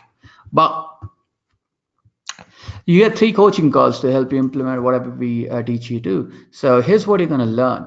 You're going to be learning, number one, you're going to be learning how to build a successful e-commerce print-on-demand business. Well, a niche store business, really, because we cover both. We'll show you everything from how to build a store to how to choose a great niche and how to run ads and stuff. Okay, everything. We're going to give you everything. Number 2, you're going to learn the 30 days to 10K e-com challenge. We'll show you what we do if we had to build a brand new store and take it from $0 to $10,000 a month in profit, spending less than 30 minutes a day on the store. Number 3, we're going to give you weekly Q&A sessions to help you implement every strategy we teach you. Number 4, private coaching calls with one of my team members. Now, in the beginning, I used to do some of the calls myself, and we used to charge about $5,000 for the program. Now I don't do any of the calls anymore because because I'm way too busy to be doing them. We have a lot of people in the community, and I'll try to help everyone, but there's no way that I can give a lot of personal attention to some of you guys joining right now. Some of the guys who paid the $5,000 or were in that batch specifically, which I think Michael was in it and stuff. You guys had a lot of personal attention from me. But right now, what we've done is I've hired a few people, or I've partnered up with a few people, and I have them as coaches. So they're going to help you get started, go through that whole initial phase and start making money. Are you curious about what you learn in the 8-week masterclass bootcamp? I'll assume you are, because I don't have a lot of time right now. The content part is too long, but look, I mean, guys, if you guys enjoyed it, that's all I need. Okay, so let me show you what you're going to learn. Okay, in the masterclass bootcamp. And here's a disclaimer: we might change a few modules, add new things, and maybe remove things as needed. This isn't an exact description of what you receive. It's open to variations depending on the situation. Okay. So now module number 1, you're going to learn how to build an e-commerce store. So in this module, we'll walk you through number 1, how to build an e-commerce store using Shopify, what plan to use, why sell apparel, introduction to print on demand, what apps you got to use on your Shopify store. So even if you're a complete beginner, never done anything before, you're still going to get it. You're still going to learn how to build a store and start making money with it, okay, from the basics. Module 2 is a grand strategy. So I'm going to show you guys exactly how to go from $0 to $10,000 a month selling t-shirts and other products, okay, through Facebook ads. And I'm going to give you the exact strategy that you can use to get there. Number 2, how to build a store that does, how we built a store that does $60,000 a month in sales. And we'll show you the exact methods we use, the traffic sources we use. Right now, what I'm going to be doing is I'm going to be showing you guys some more case studies about other stores that we built out, and some of the type of ads that we use, and the exact copy with a few blurring of the product names and stuff. Anyway, most profitable niches and which one is the best for you, how to implement the grand strategy fast. Module number 3, how to brand your site like a pro, how to create a website that looks like a Victoria's Secret website for less than $100, no designers necessary. The best designer for a store logo will connect you to our own guy. He'll create a great logo for you. The $5 per day Facebook ad formula that we use to generate like 100,000 likes on your Facebook page to get within 60 days, and this is like cosmetic celebrity, cosmetic social proof basically. The Instagram blueprint you can use to get free traffic. So now, since you have like a store that's somewhat built up, in module number 3 or week number 3, we're going to show you how to use Instagram so you can get some traffic coming in quick. Number 5, how to automate your support, and we're going to show you guys exactly what support softwares to use and how to automate the whole thing, how to get phone support, whatever you guys want, which ones are best, which ones are not worth it, everything. Okay. Module number 4, design. In this module, we'll walk you through number 1, how to find great designs. Number 2, how to find inspiration for designs. Number 3, how to find great designers. Number 4, secret websites you can use to get ideas. And number 5, art licensing. Okay, so if you guys want to go use some of the famous art in the world on your t-shirts and stuff, I'm going to be showing you guys how to do that. Okay. Module number 5 is advertising. This module is all about Facebook ads, how to get started with Facebook ads, beginner's guide to Facebook ads, how to sell shirts on Facebook, introduction to influencer ads. Module number 6, game. The name of the game is testing. This is all about how to launch campaigns fast, how to test t-shirt designs fast, how to set up $10 per day carousel ads, and you get a shoulder's view of how we're doing everything and stuff. Okay, pretty cool. How to set up conversion ads to test. Lots of cool stuff. Hang on. And key tips to make sure you're not just bleeding money on ads. So if you run your ads in an incorrect manner, you could lose thousands of dollars, and we'll show you guys how to prevent that sort of situation. Okay. Module number 7, optimization and scaling up. This is all about how do you distinguish between a winning ad and a losing ad, how to cut losers and scale winners, the duplication method to scaling campaigns, the rapid scaling method, and I'm going to be showing you a bunch of different methods that you can use to scale. Pretty cool. Module number 8, automating your support. In this module, we'll walk you through number 1, the principle of outsourcing and how to use it to scale your business. Number 2, how to hire fast and fire fast. Number 3, how not to get cheated, lied to, or be manipulated by your team. Simple trick I'll show you will change everything, guys. Trust me. Leadership 101. We show you guys how to be an effective leader and command your team to success, and not the opposite. Why are we running this mastermind? I simply do not have enough time to help everyone on this webinar hit their income goal. I mean, I don't have enough time to individually work with you guys, man. I mean, I can't, there's no way that I'm going to compress 8 weeks and like 2 hours, or wait, that's like 23 hours of content into like a 2-hour webinar. It's kind of hard to compress all that stuff, right? So that's like one of the main reasons why we start this, is like help people hit their income goals. And we've decided to charge a high ticket price to make sure that we're not going to be training wannabes, freebie seekers, any sort of people that could be problematic to us, or our community, who don't treat this like a real business, and somehow because we'll feel somehow responsible to help you succeed, because you paid us. Also because I'm building a portfolio of testimonials to help with my future projects. Original price of the mastermind is $5,000, but since you watched the whole webinar, I can give you a discount of $3,000 for your commitment. So right now you can get started for $1,997 or 3 payments of $697. Now I was supposed to bump the price up to $7,500, guys, just so you guys know, because I want to give much more personal support. But right now I'm just at the point where I can't really give you guys a lot of personal attention and stuff. But I have a great team, I have a great community, so if you ask your questions in there, you guys get answers to it. Anyway, however, you need to take action on this within the next 24 hours to get in on this deal. If you do not, you would be forced to pay the full $5,000 to join us later. Okay, the clock is ticking. This is a live webinar. This isn't an automated scam webinar that Russell Brunson and those guys run. No, I'm not saying Russell Brunson is a scammer. He's a cool dude. That's just like, what funnel guys do, what ClickFunnels guys do. But there's a catch. Okay, there's a catch. We simply cannot let everyone join this mastermind, because then that would be catastrophic, because that would be a mess, right? There's a bunch of people joining in. Some people are negative, some people are complaining. We can't allow any of that. Okay, so this isn't like some sort of stupid fake scarcity tactic or something like that, like most gurus use. We cannot coach too many people at the same time, guys, because like at the end of the day, I still have to like pay more people if I'm taking in more people. I'm taking in more clients, and we want to be able to focus on like clients, as like give them as much attention as we can to help them succeed. And we only can take about 10 clients at a time. I don't like to refuse money either, but we're very limited on time, and I'd rather not get greedy and try to help everyone. So it works on a first come, first serve basis. So if you want to get started in the Elite E-commerce Mastermind, be fast and make a quick decision. Okay, here's how to get started. Number 1, you go to eliteecomgroup.com/apply. Number 2, you fill out the survey. Number 3, if you qualify, okay, after I see your survey application, I'm going to see if you qualify. If you qualify, you get on a call, or if some of my team members will get on a call with you and plug you in, or I'll just drop you a message on Facebook and plug you in. Go to eliteecomgroup.com/apply, fill out the survey now. Let's get you in the mastermind and make you some money. Here's a few extra bonuses you get, okay? I'm not sure if you guys actually expected this, but we have tons of bonuses. Number 1, past archives of some of our best training. Now, I've included modules from some of my previous masterminds and courses. You learn how to master things like advertising, copyright, and affiliate marketing and stuff, okay?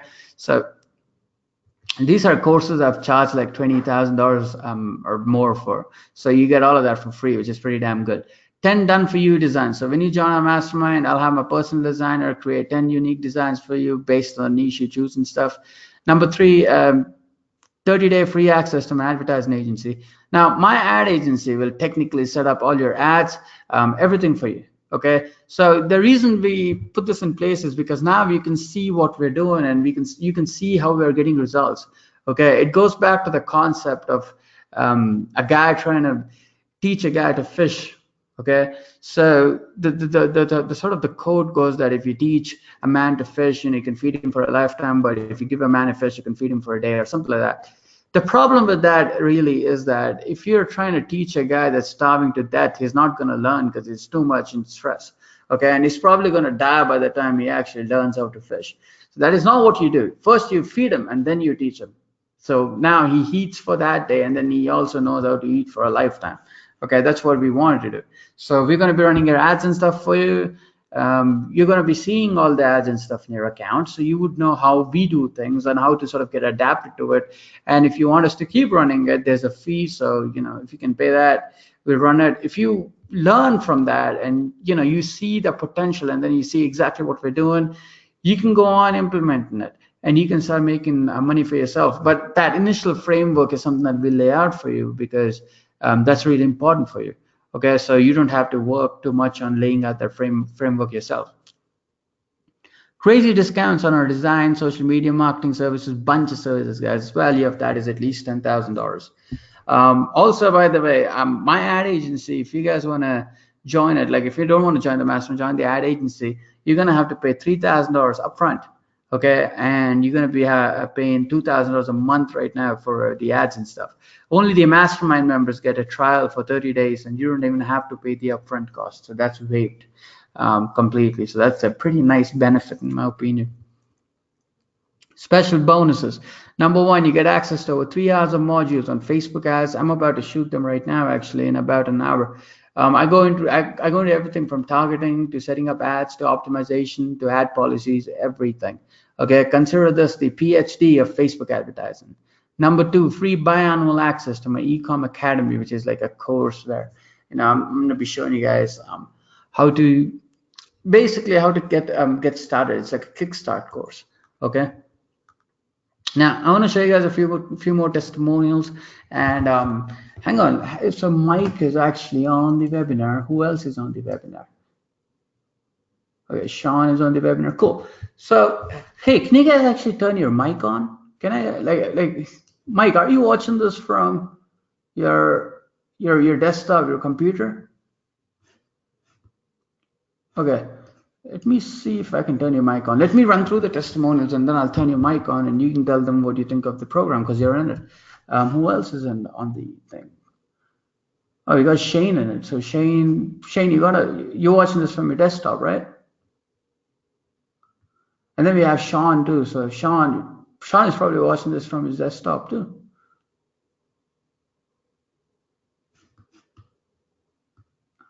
Shane, are you watching this from your desktop, bro?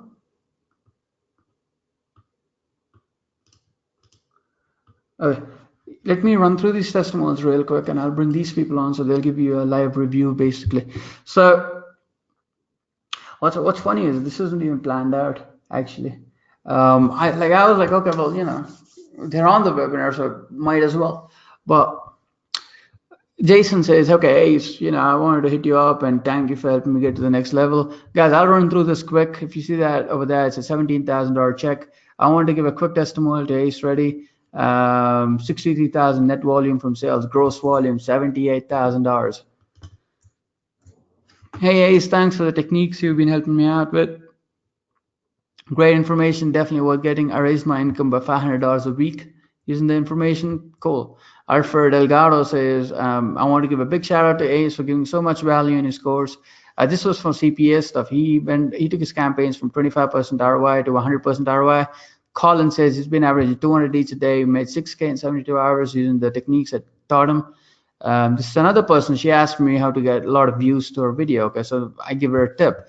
The next day, she's getting 10,000 views. She goes from 107 views to getting 10,000 views.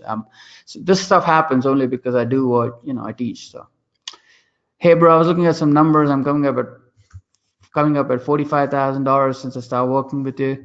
Then we have Vincent who says, hey buddy, managed to break through $1,000 yesterday thanks to Ace Ready for handling my ads and providing insight to improve my profit margin. Okay, there's a few more testimonials. If you go have a look at my Facebook profile, you're going to see tons of testimonials. Okay, so let me turn on the mic of Mike. It kind of sounds. Okay, I just unmuted you, bro. Can you hear me? Or try speaking. See if I can hear you. Yeah, I can hear you, Ace. This is Mike. There you're on. Okay, awesome. So you joined us like a few weeks ago, right? Right. Yeah, it was like about 5 weeks ago, 6 weeks ago. Awesome. So what do you think of the program so far? Oh, It's it's been a really while. good. It's good. I was brand new, and you were available for every question I had, so it made things a lot easier. And then now that I'm having your team work on the store with me, it really helps a lot. Hmm. Now, I have a quick question for you though, because because a lot of times when people join programs and stuff, they feel stuck, which is quite common. They're Yeah. trying to do things, they feel stuck. Now, I'm pretty sure you felt stuck too. So, what was the support like from my team? Because like I have an entire team that's actually helping clients out. So, what do you think about like the support that you received from my entire team and stuff when you were feeling stuck? Oh, with yourself and Ron, I mean, I'm surprised. I don't think you guys ever sleep. You're always you answer every question right away, and you lead me to other sources of information. Like I think you even gave me a YouTube video to watch. I mean, it's really helpful. Yeah, so guys, I mean, like, look, whatever you guys have a problem with, a lot of times, people hit us up with like problems, like, so Facebook ad account has an issue or whatever. Like, we're instantly helping them out. We're like strictly working and trying to figure a way to help everyone out, and it's kind of cool actually. Well, but hey, you got your store up and ready, right? You got a store up and running. I think we're the guys that actually put the store together for you because you had a few technical problems, I believe, right? And then Right. like, Actually, yeah, Facebook business went down briefly when we were setting it up, but oh yeah, we it had that wasn't too. your fault or mine. Yeah. But now I think so. Now we're starting out a few campaigns for Mike and maybe make him $5,000 or so in the next 10 days. Right. No guarantees though legally, man. I don't want the fucking FTC on my ass because like, I understand. hey Ace, you've been making guarantees, brother. Let me take you in. We don't want that. So no Right. guarantees. Anyway, man, it's nice to hear from you, bro. Glad you Right. were on the webinar. You were on the Right. whole.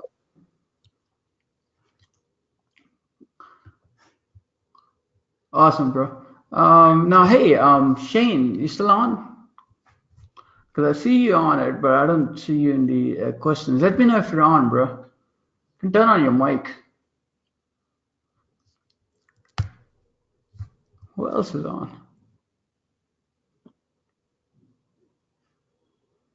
Anyway, guys, okay, so look, I don't know what happened to Shane and Sean. Like, both of them are like not not in the chat, so they're probably not available right now, which is cool. So if you guys have any questions whatsoever, hit me up. Ask me any questions. Now it's the Q&A time for a while.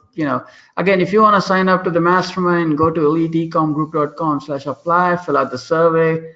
I'll get you guys in. Okay. So anyway, if you have any questions whatsoever, this is the Q&A time. Go for it. Ask me whatever you want to ask me. I'm gonna be on for like 5 more minutes. So go for it.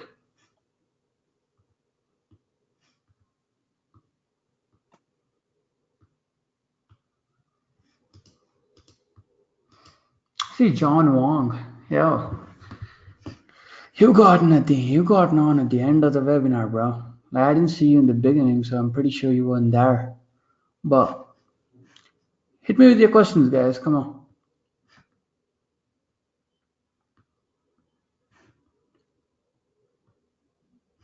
Whatever questions you have, you can ask me. I'm gonna be around for 5 minutes.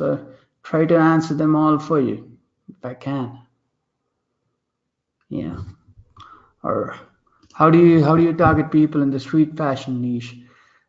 Street fashion niche, I've never tried it personally, but what I would do if I were you is I would go to Google and I would type street fashion niche plus Shopify. So what this is going to do is I would type in street fashion plus Shopify. And what this is going to do is it's going to pull up a bunch of results of people, of stores in that niche, and you can start looking at what they're targeting at. So you can find their Facebook ads by going to their Facebook page, clicking on info and ads. Cool trick really is that if you pull up that section, the info and ads section from your phone, you will be able to click on the ad and open the ad up and see some of the engagement and stuff, and also try to reverse engineer what they're targeting. Yeah, that's what I would do. I just type street fashion plus Shopify and see if there's any stores. Yeah, yes, sir. Oh, okay, bro. That's all good. You got on though, man. You got on at the end of the webinar, but you're still on. Anyway, so you do only t-shirts and pick any. I mean, it depends really. It's not just t-shirts. We do a bunch of stuff. We do watches. We do phone cases. T-shirts are like the primary thing that we do mostly. But right now, in the Q4, find that phone cases and watches are converting better than t-shirts. So in Q1, again, you're going to see t-shirts are going to convert better. Right now, it's ugly Christmas sweaters, phone cases, watches, stuff like that. Guys, got any more questions? Okay, so if you have people coming into your store but no one ATC, is it your product or your ads? Well, the first thing I would sort of try to figure out if you have people coming to a store and no ATC is if you have all the technical things fixed. So if you have a major tech problem, then you're not going to have any ATCs because the buttons don't work or something doesn't work, which is quite common. And by the way, a lot of people don't expect that to happen, but it's quite common in the industry. So it's like your buttons are not working, your add to cart button is not working, whatever, right? So first I would make sure that the technical problems do not exist, and after that is fixed, second, I would look at how many visitors you've sent to your site. So if you send 10 visitors to your site and you expect 5 or 6 ATCs, that's not going to happen. You're going to send more. You need to send more traffic. So yeah, I would look at that for sure to see how many people have actually sent to the site and start analytically backtracking to see what the percentages are. But it really depends, man. It really depends. The ATC conversion rate kind of is. Kind of has a lot to do with the volume of traffic you're sending and the quality of the traffic. So, there's a lot of factors in place. I cannot really tell you if it's just your product or your ads. In 80% of the cases, it's really just your ads, though. It's not your product. Either your site or your ads. Because if you drive enough traffic, then you should be able to get some ATCs at least. Do you use ClickFunnels? ClickFunnels is something you use to scale.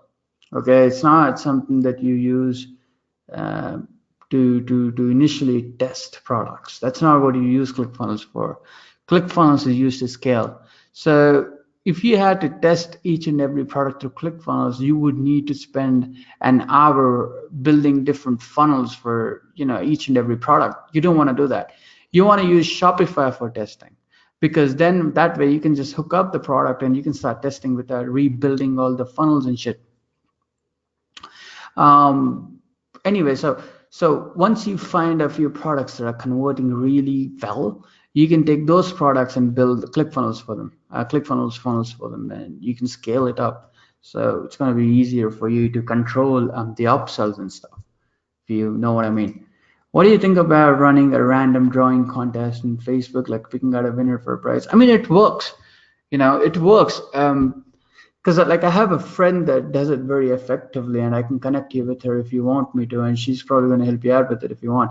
I'll talk to her, maybe I'll negotiate something, bro, if that's what you want to do. But I've never done it, so like it's not like something that I've done, so I cannot really tell you. But hey, Sean, you got a mic, bro? Do you have a mic?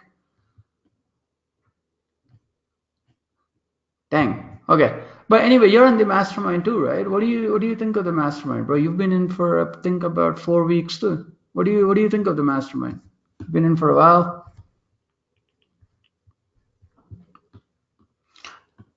Let me know what you think in the questions section.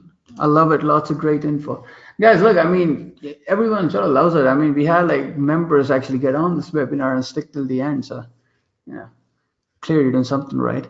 But yeah, I got 4 more minutes, guys. If you got any more questions, you can ask me. Hit me with the questions. But yeah, I mean, Sean, like hit me up in an hour, bro. I'll connect you to her. So connect you with her, so you guys can work something. I'll negotiate anything if you want me to. But it works, man. I mean, I know people making a lot of money with it. So running price draws and stuff, they work. I just don't know the system behind it. Like I'm too focused on the whole direct response side of advertising and stuff. like instant money. I would call it instant money advertising, basically where we run ads and make money. But awesome. So I'll take it that you guys have no more questions. HD, you have any questions? Your name is HD. I don't know what it stands for. John, you got any questions, bro? I'm going off in about 2 minutes.